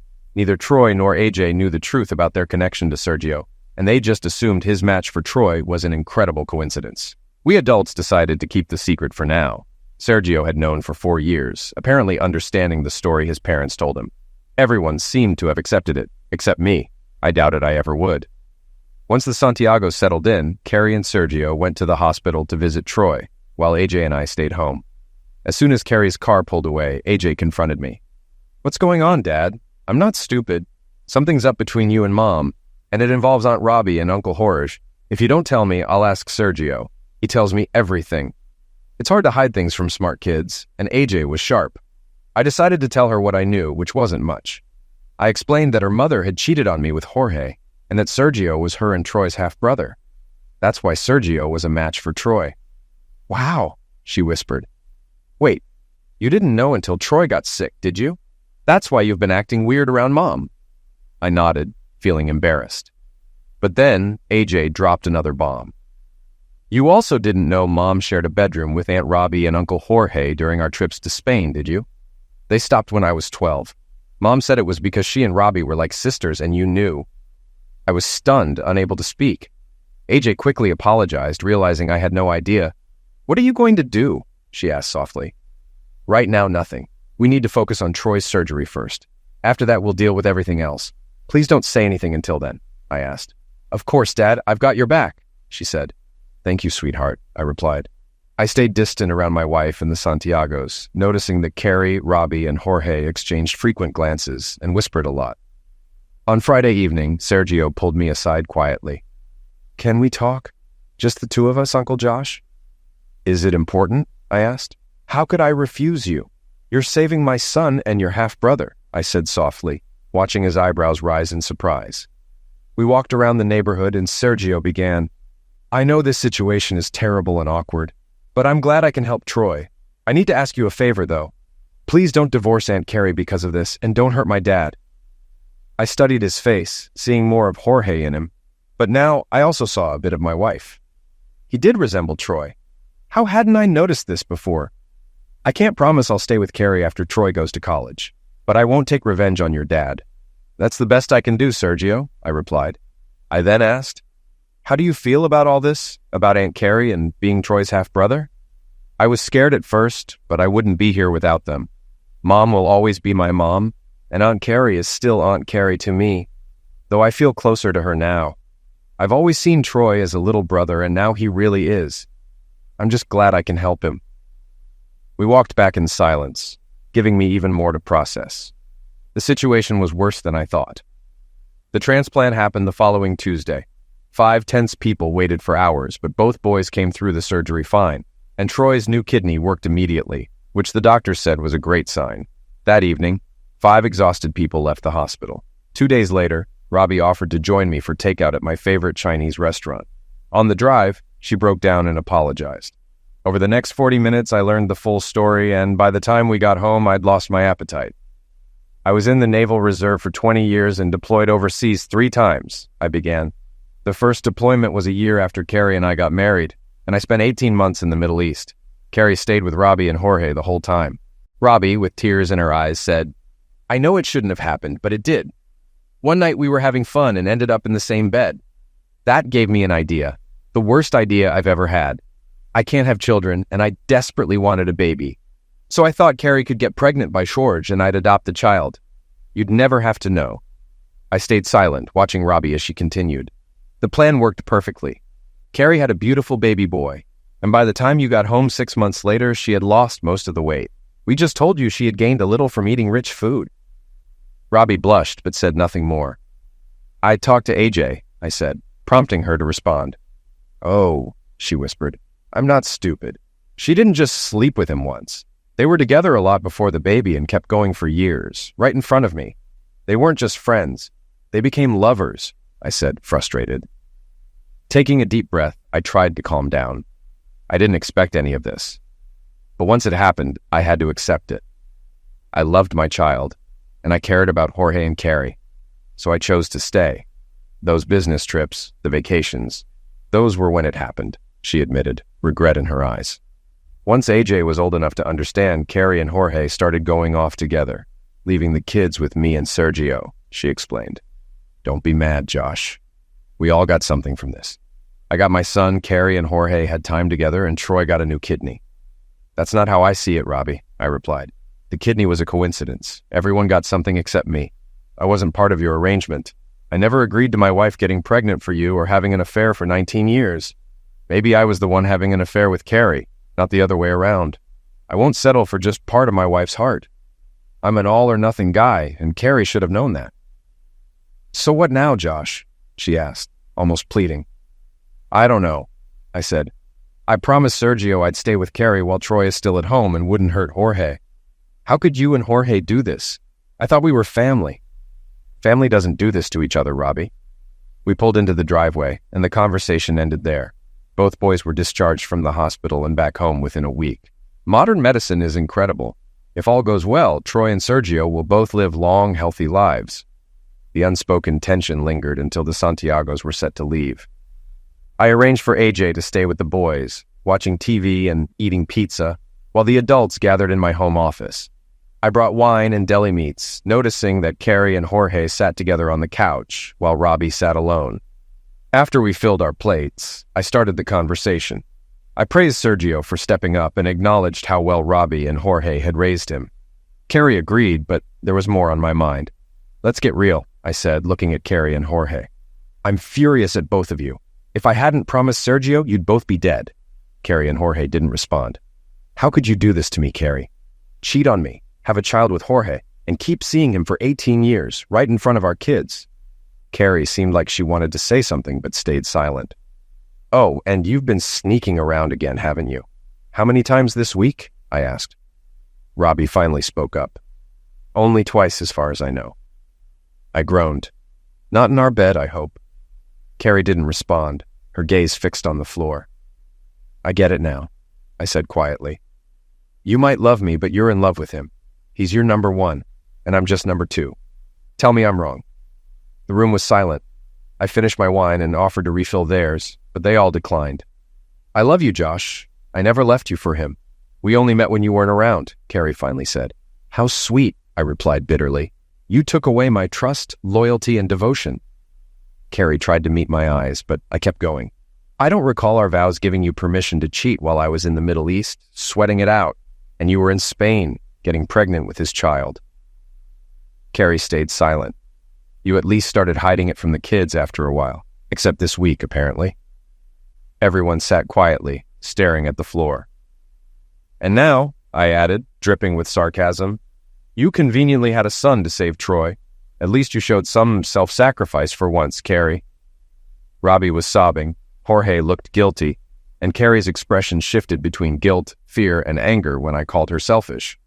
So what happens now, Josh? Carrie asked cautiously. I don't want a divorce. I promised your first son I wouldn't break my vows. You've got 4 years until Troy leaves for college, and then we'll divorce. We won't discuss this in front of him, I said firmly. But you will tell him that Sergio is his half-brother, and I'll be there to ensure you tell the truth. A story about a woman who cheated, not a romanticized affair. Carrie's face went pale. Troy will be happy to know Sergio's his brother. They're already close, I added. AJ accepted it after getting over her anger at how you treated me. Does she know everything? Carrie asked shakily. What did you tell her? I didn't have to tell her much. She's smart and figured out most of it on her own. There are some gaps you should fill in, though, I said. She knew enough, but because of your lies, she never came to me. She only told me what she suspected. When I asked, she felt guilty for not speaking up sooner. Troy, though, still doesn't know anything. And of course, Sergio has known for years that you two made a mockery of our marriage. Carrie blushed deeply, swallowing hard as I continued. I've seen the pity in Sergio's eyes over the years. It's great when a teenager looks at you with pity because he knows his father and your wife have betrayed you. Everyone got something from this except me, I said, my voice sharp. I was written out. That's not true, Josh, Carrie said weakly, her voice cracking. I love you. I've been a good wife and mother. If it weren't for this kidney situation, you'd still be happy and clueless. Why can't we go back to the happy times? I never refused you, Zex. So I should be happy as your second choice just because I didn't know? I asked, disbelief rising. I was supposed to be your only one, no other numbers. Was I ever your number one? Her eyes flicked away. At the beginning, she mumbled. When we first got married, before I moved in with Robbie and Jorge? So you weren't thinking of Jorge when we made love? I asked, the pain clear in my voice. How could you give me 2 children if you loved someone else? I thought you deserved children of your own. I love you, remember? She pleaded. Right, I said bitterly. And judging by your actions, you love our kids just as much as you love your child with him. Carrie made a face, glancing at Robbie and Jorge, perhaps seeking support, but none came. We should discuss this privately, not drag Robbie and Jorge into our problem, Carrie said sharply, trying to deflect. Are you serious? I shouted, unable to hold back. Robbie and Jorge created this problem. All 3 of them went pale, clearly nervous. I've promised Sergio, and I'll keep that promise, I said, calming myself. But Carrie, I need a promise from you. Stay faithful until Troy leaves for college. No trips to Spain without me, no visits to Jorge while I'm away for reserve duty. Faithful means faithful. If you break this, I'll break my promise to Sergio and file for divorce immediately. Understood? Robbie gave a slight smile, seemingly understanding the seriousness. Carrie and Jorge sat in stunned silence. Thank you, Robbie, I added. This promise helps you too, doesn't it? After a moment, Carrie nodded. Good, I said, more relaxed. Wine, anyone? Once the Santiagos returned to Spain, I moved into the basement guest room. Carrie and I hadn't had Zex since Troy got sick, which now worked in my favor after learning about her affair. Don't be childish, Josh, Carrie snapped one evening. We had Zex so many times while I was with Jorge, and you didn't know. Exactly, I growled. I didn't know. Now that I do, my feelings have changed. Carrie looked stunned, as if she hadn't anticipated how this would unfold. Modern medicine is incredible. 6 months after surgery, Troy was back to his old self, joking around and acting like a typical teenager. Although he had to take medication for transplant rejection and couldn't play football, his life was nearly back to normal. I felt it was time to tell him the truth about Sergio. Carrie, however, wanted to leave things as they were, hoping Troy would figure it out on his own. Seriously? I asked. That's what you told me? After some hesitation, Carrie agreed. Troy had just turned 15, and I knew this conversation wouldn't be easy. I could only hope Carrie understood that too. When we finally told him, Troy took the news that Sergio was his half-brother pretty well, since they were already close. But the how was harder to handle.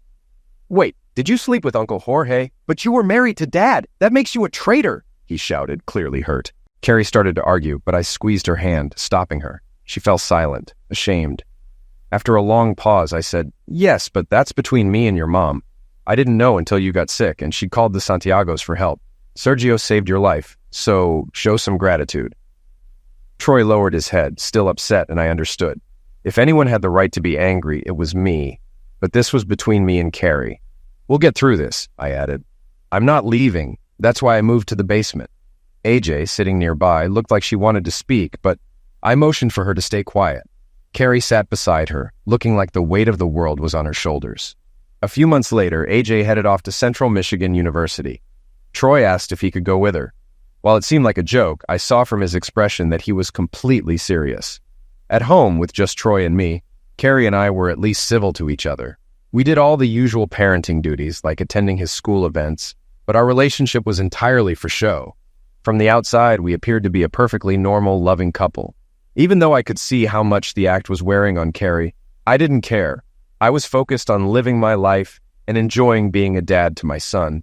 What bothered Carrie the most was that we lived separately at home. There was no touching, no sweet words, no playful jokes, and definitely no closeness. She couldn't just roll over in bed and expect something to happen because I wasn't there. Literally. I was in the basement guest room. The lack of closeness wasn't easy for me either, but knowing about her affair dulled my desire enough to deal with it. One evening, about 3 months after AJ left for school and Troy was out with friends, Carrie came down to the basement. "Josh, can't we at least go back to being us?" "Physically?" she asked softly. "We always had a good sex life.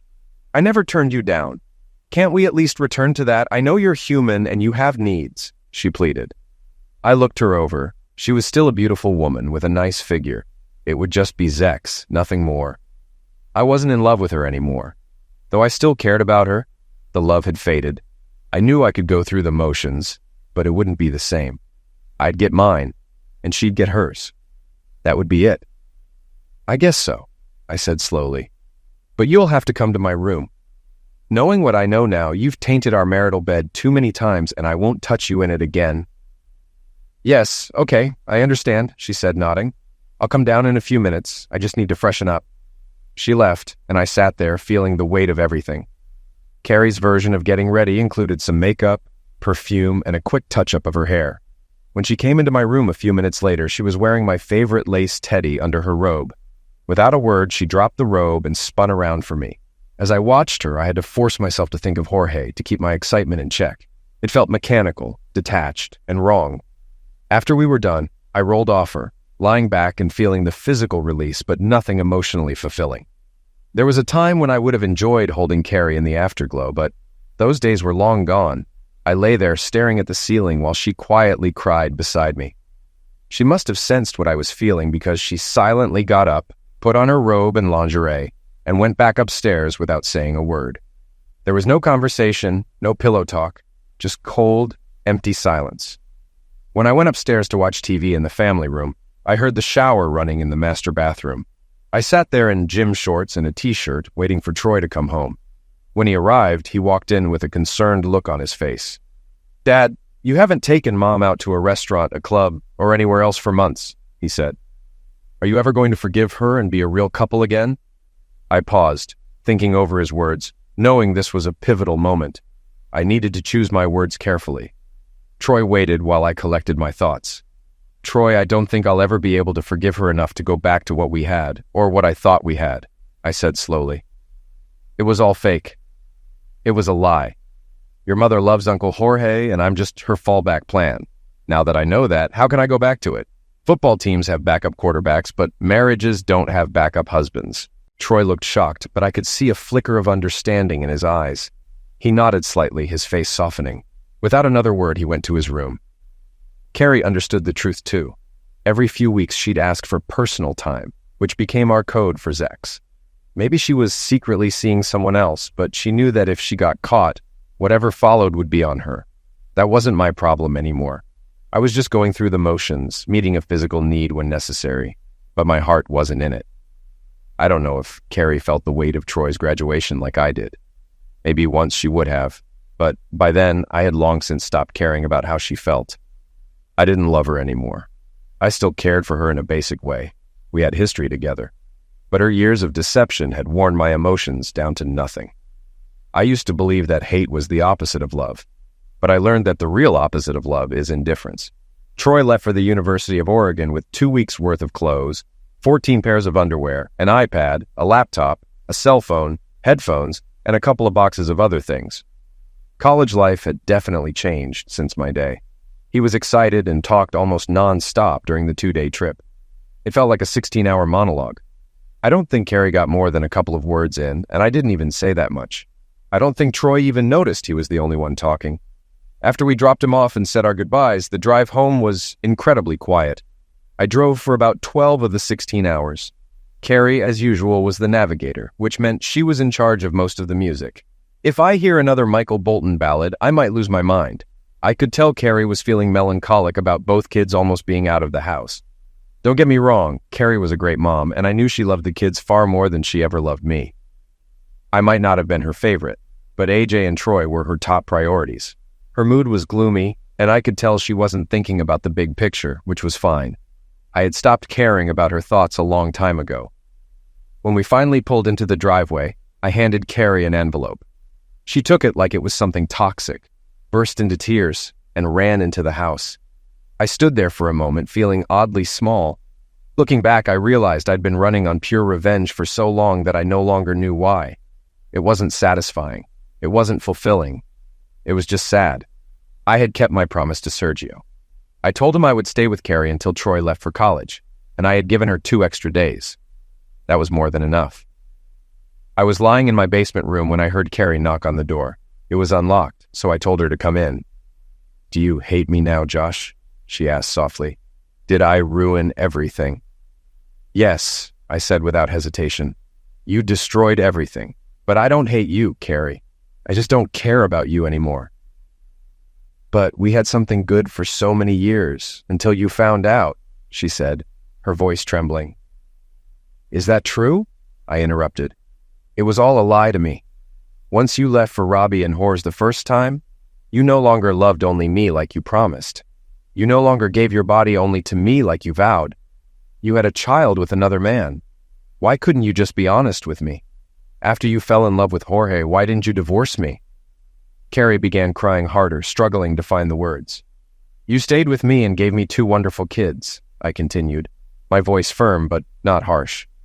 "But you deceived me for 18 years. You stole 18 years from me. Years I could have spent looking for a woman to truly share my life with instead of being a selfish woman's second choice. Go back to Jorge, Carrie, can't you see? I'm setting you free." "But I did love you, Josh. Don't you understand that?" she cried, her voice breaking. "I couldn't have stayed with you for 20 years if I didn't love you. I may not love you the way I love Jorge, but I do love you." I shook my head. "Your definition of love is different from mine, Carrie. If you truly loved me, you would have done right by me. You wouldn't have kept me as your backup. I should have been your number 1. I deserve to be the man you were in love with. By deceiving me, you never gave me the chance to choose between being your second option or finding someone who wanted me as their first." I stood up, my voice softening slightly as I spoke the next words. "You gave me 2 wonderful children. We had a good life, or at least it seemed that way to me, but everything vanished into thin air." Carrie stayed silent, her tears streaming down. "You apparently got what you wanted," I continued. "George got what he wanted. Robbie got what she wanted, and what did I get? I got nothing." Carrie started to speak, but I raised my hand to stop her. "So, what was your plan after the kids left home? Assuming I never found out about you and Jorge?" Her mouth opened, but no sound came out. It took a few seconds before she finally spoke. "I guess I always thought I'd go back to Spain, to be with Jorge and Robbie," she said quietly, her voice barely audible. "I'm sorry, Josh. I guess I never considered you in my long-term plans." "I know," I responded just as softly. Carrie took a deep breath and nodded. "I won't fight anything in the divorce," she said weakly, her voice almost a whisper. I was surprised that both of our kids were unhappy with my decision to divorce their mom. At first, they were upset with her for cheating on me for so long, but I think Carrie managed to convince them that her love for me was genuine. As for her love for Jorge, It had gone on for so long that they rationalized it. They even managed to convince themselves that I would be okay being their mom's second choice. "And Robbie's fine with it. Why can't you just accept it like she does?" AJ asked me one day, her tone accusatory. "And Robbie helped plan it all," I said. "She, Uncle Jorge, and your mom were making plans without me. Everyone but me was in on it. Why wasn't I?" "Because your mom knew I wouldn't agree. It's easier to ask for forgiveness than permission, right?" I paused, noticing AJ's defensive posture and knowing she wouldn't back down easily. "Let me ask you something, AJ," I said, leaning forward.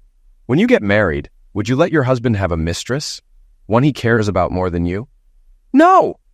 I'd kick his bum if he even suggested it," she said fiercely, her eyes flashing with anger. "Exactly," I said softly. "And yet I'm supposed to just get over it? Because it's been going on for 20 years, that makes it okay? So, how's Aunt Robbie?" AJ winced and looked down, unable to respond. The conversation ended. My assumption that Carrie would move to Spain after the divorce was confirmed by the kids. I admit I missed the communication and family dynamics, but not the life we had because it was never real. I realized I no longer trusted women and sought help from a psychologist. I wasn't looking for a new relationship, though. I went on a few dates and occasionally, very rarely had sex, but it wasn't a priority anymore. I was surprised to find that among women in their 40s and 50s, there seemed to be a lot of singles. I guess I never noticed that when I was supposedly happily married. The dynamics between men and women had changed over the past 20 years. Back when I was single, it was mostly men doing the pursuing. Now, it felt like it was a 50-50 deal. It took some time to adjust to the new way of things. I have to admit, it's quite an ego boost when a woman approaches you to start dancing.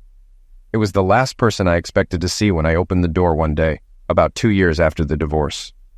It took me a few seconds to realize who I was looking at, even though she hadn't changed much since I last saw her. Robbie Santiago was still a stunning woman.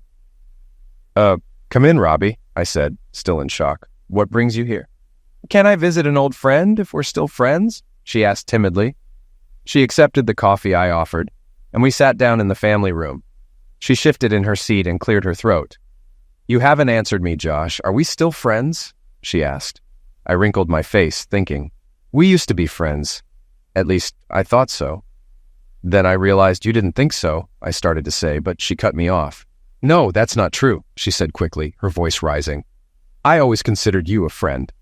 "If I were a friend, how could you treat me the way you did?" I asked. "I was selfish and incredibly stupid," Robbie said, her voice cracking.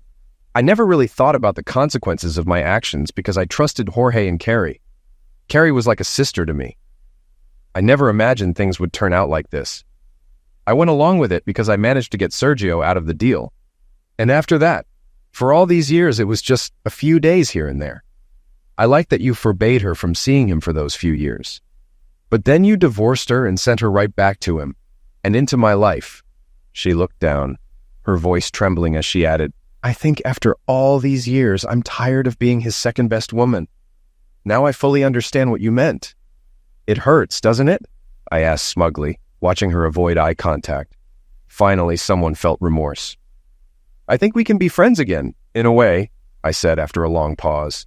Friends bound by shared experiences. We talked late into the night. We moved from coffee to a bottle of Pinot Grigio, which we finished.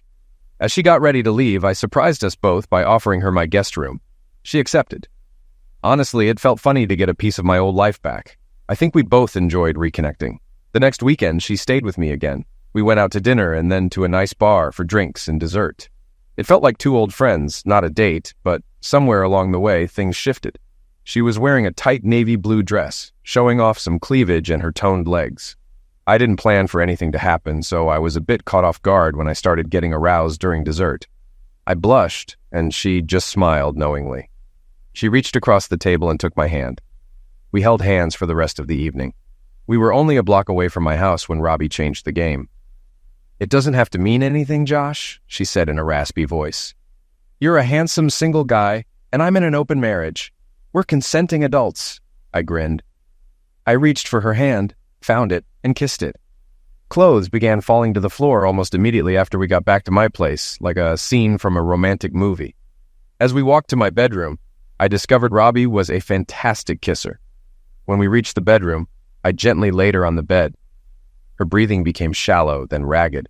She started shouting something in Spanish. I knew she was bilingual from living in Spain for so many years, but since I had only been to their house a few times, my Spanish wasn't great. In English. Say it in English, baby. How am I supposed to know if you like it or not if you're speaking a language I barely understand? I said, moving to the side to avoid hurting her with my weight. She smiled softly as I gazed into her eyes. I won't say it was the best sex I'd ever had, but it was the best since discovering Carrie's infidelity years ago.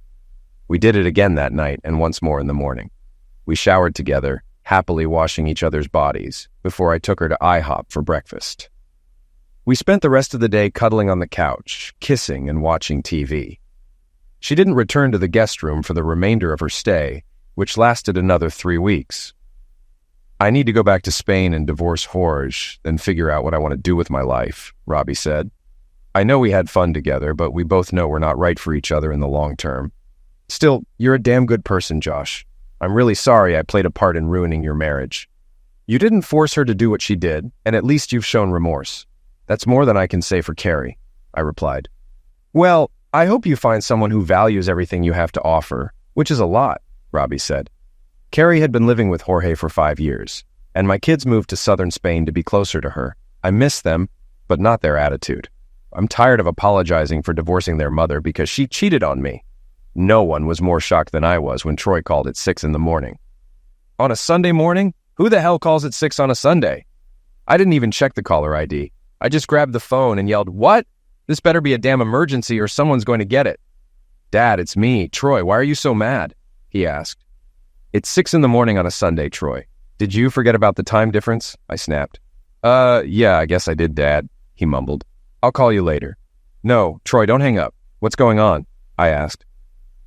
This is hard to say, but here goes. Did you know AJ is sleeping with Uncle Jorge?" he said, more of a statement than a question.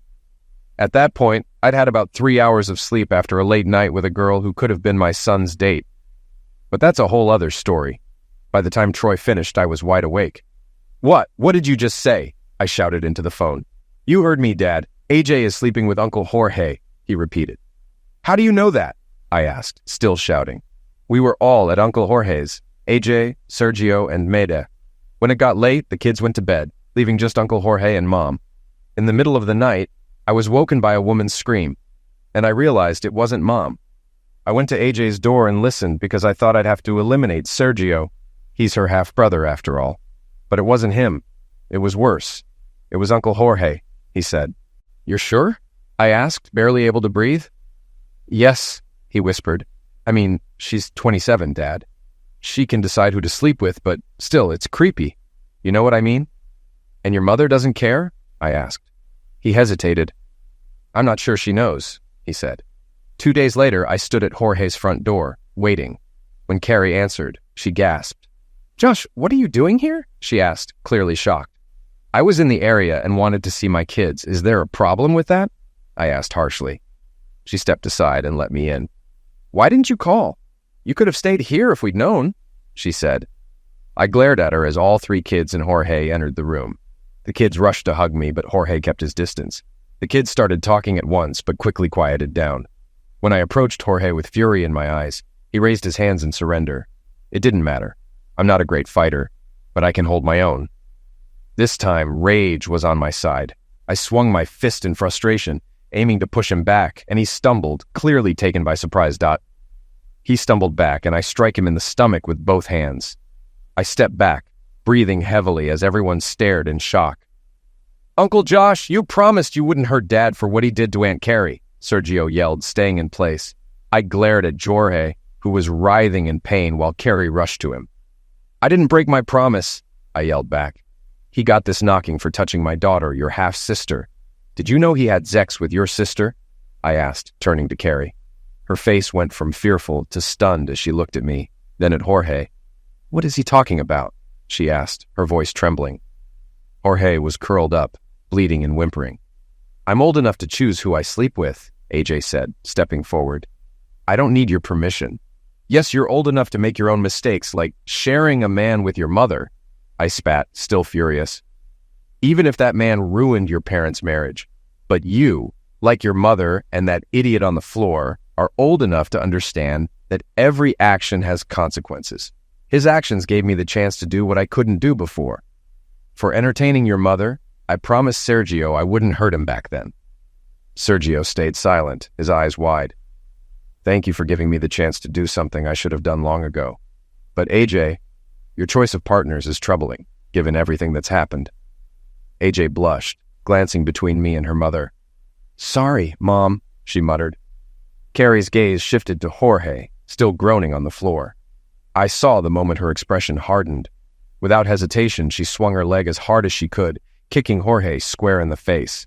He groaned and passed out instantly. Nice shot, Mom, Troy said, clearly impressed. Sorry, Uncle Josh, I didn't know about Dad and AJ. It's just wrong, Sergio added, his voice filled with disbelief. Yes, Sergio, but it's not your fault, and it's not your job to apologize, I said, trying to calm down. Kids, it was great seeing you. Though, AJ, we've got a lot to talk about at some point. I turned to Carrie. It wasn't exactly nice to see you, but I've got some sightseeing to do before I head home. Now, if you don't mind. I walked to the door, but stopped. Oh, by the way, you have my number. If that idiot on the floor decides to press charges, just give me a call. I'm not running. That won't happen, Uncle Josh, Sergio said firmly. I promise. Dad and I need to have a talk, too. I left the house, my mind spinning from everything that had just happened, and the shocked looks on my kids' faces stayed with me for a long time. As I walked away, all I could think about was how absurd the whole situation had become. Family drama, betrayal, and difficult choices. It all felt surreal. A few days later, I found myself on a plane, preparing for my first skydive. Everyone screams when they land after their first jump, and I was no exception. It was incredible. My feet touched the ground first, and since my legs were outstretched, I landed carefully on my bum and screamed in excitement. I quickly jumped to my feet, grabbed the parachute, and felt my heart pounding so hard it felt like it might burst. Yes, yes, yes! I shouted again as the jump master came over, congratulating me and checking if I was okay. Great jump, Josh, he said enthusiastically as I collected my gear and headed back to the garage where people were waiting to greet me. I was sweating profusely, and all the sounds around me seemed louder and more vivid. Maybe this is what a near-death experience feels like, I thought. Okay, maybe I went overboard with that, but after the birth of my kids, this was the most amazing thing I'd ever experienced. Better than marriage, even better than my first time having sex. I couldn't fully describe what I'd just been through. At 51 and divorced for years, I'd been practically living on autopilot, but my recent trip to Spain had given me a new spark. More specifically, knocking up Jorge Santiago had done wonders for my mood. The day after I got back to the States, I practically jumped out of bed. I laced up my New Balance sneakers and hit the road. I had gotten back into jogging over the past year, but getting in shape had been tough. That morning, though, I almost skipped into work, filled with energy. My receptionist, Teresa, noticed right away. 5 minutes after I walked in, she appeared at my door with a cup of coffee and a notepad, giving me a knowing look. Okay, spill it. You spent a week in Spain having sex, didn't you? She teased, raising an eyebrow. I grinned. Even better, Teresa. I found my groove. Who knew you went on holiday in the south of Spain? She replied, smirking. That's great, Josh. I'm happy for you. You deserved it. Life felt different after that. I signed up for a couple of classes at a local college just for fun. One was about Chinese culture, and the other, even more laid back, was on classic rock. Most of the people in the class were around my age, but there were a few younger folks, likely forced into their parents' music. A month later, despite still being afraid of heights, I signed up for another skydive. It was wild, but necessary. After our jumps, a few of us newbies hung out, celebrating, drinking sodas, and teasing each other about our lack of style. I was on my second soda, munching on M&Ms from the vending machine, when a woman came into the garage, still buzzing with excitement. She barely managed to get her helmet off, and when she did, her curly blonde hair tumbled out, followed by lavender blue eyes and a dazzling smile, like something straight out of a dental commercial. For the second time that day, I felt like my heart might stop. I nearly choked on my candy when she took off her overalls. It was a warm day, and she wore a tight t-shirt and very tight jeans. She looked about 30, though I later found out she was 44. Her name was Evie Abraham. Maybe because she was petite, she seemed even more animated than the rest of us, and I couldn't take my eyes off her. As we all sat around talking about our jumps, I realized I was staring. Hoping I wasn't drooling, I quickly looked away and tried to act natural. When I snuck another glance, I noticed there was no ring on her left hand. After that, we chatted for a while until Evie got up and headed toward the parking lot. I didn't hesitate to get up and follow her. I left the airfield that day with memories to last a lifetime and a date set for the following Saturday night. On our first date, I took her to a Chinese restaurant. She spent the first 10 minutes excitedly recounting her first skydive, the energy in her voice contagious. I completely understood her. After all, we had shared the same adrenaline rush. Eventually, we started talking about our personal lives. I told her about my ex-wife and my 2 kids. She told me about her late husband and her own 2 children. Her husband had been eliminated by a drunk driver when she was just 34, leaving her to raise their kids on her own. As she shared her story, her voice softened, and I could see tears forming in her eyes, though she worked hard to hold them back. After the first year without him, I promised myself I wouldn't mourn anymore, she said quietly. I know I cried a lot for myself, feeling sorry for me and the kids. But that's not what Dan would have wanted. He would have said, "Stop crying. It's time to move forward." So that's what we did. We'll never forget him, but we honor his memory by living life the best way we can. Her words touched me deeply. I didn't mention it, but I had cried many times over my failed marriage. Yet here she was, strong and full of grace, living with such wisdom. He sounds like a smart man, I said softly, giving such wise advice to someone he never even met. Evie tilted her head and smiled, a gesture I quickly learned meant she liked what I'd said. Over time, I understood that she had taken on both the roles of mother and father for her kids. She had become something of a tomboy because of it. In her early 30s, she learned how to throw baseballs and soccer balls with precision. She even bragged that she could balance on hockey skates while holding a stick. She hadn't been into sports as a kid, but with 2 athletic children, she made it a point to be supportive. That meant learning all the ins and outs of the sports they played and how to treat the inevitable cuts and bruises. "I can apply a butterfly bandage like a pro, and I'm great at icing injuries," she said proudly. Armed with that knowledge, I took her to a Cincinnati Reds baseball game for our second date. She surprised me by grabbing the program, flipping to the scorecard, and tallying the game's points. Damn, most guys I know can't even keep score, and this girl's a pro at it, I thought, impressed. My son played baseball, and my daughter played softball. I was the official stat guy for both teams, she said, using air quotes around stat guy. She was 5 feet tall, energetic, and full of enthusiasm. She liked wearing tight t-shirts, jeans, and sneakers, and soon she fit into my world as easily as she fit under my arm. By the end of our first date, I got a chase kiss on the cheek. By the second date, we shared soft kisses on the lips. After that, the kissing became more intense, but I didn't feel like it was the right time to push for more. That changed on our 6th date when she made the first move. "Am I not doing it for you, Josh?" she asked while we were kissing on her living room couch. "I mean, you haven't laid a finger on me yet, and I really want something more from you than just a finger," she teased, tilting her head with that familiar smile. I felt my face flush like a teenager. "It's been a long time for me," I stammered. "No, not for this," I replied, seeing Evie grinning like the Cheshire Cat. "I just think we could have something special, and I guess I'm afraid I might ruin it." "Oh, honey, that's not going to happen. At least not for me. Now, how about you show me how fast you can get unclothed?" she said, her eyes sparkling. 6 months later, we were engaged. 6 months after that, we had a small wedding with just her 2 children, my son and Sergio.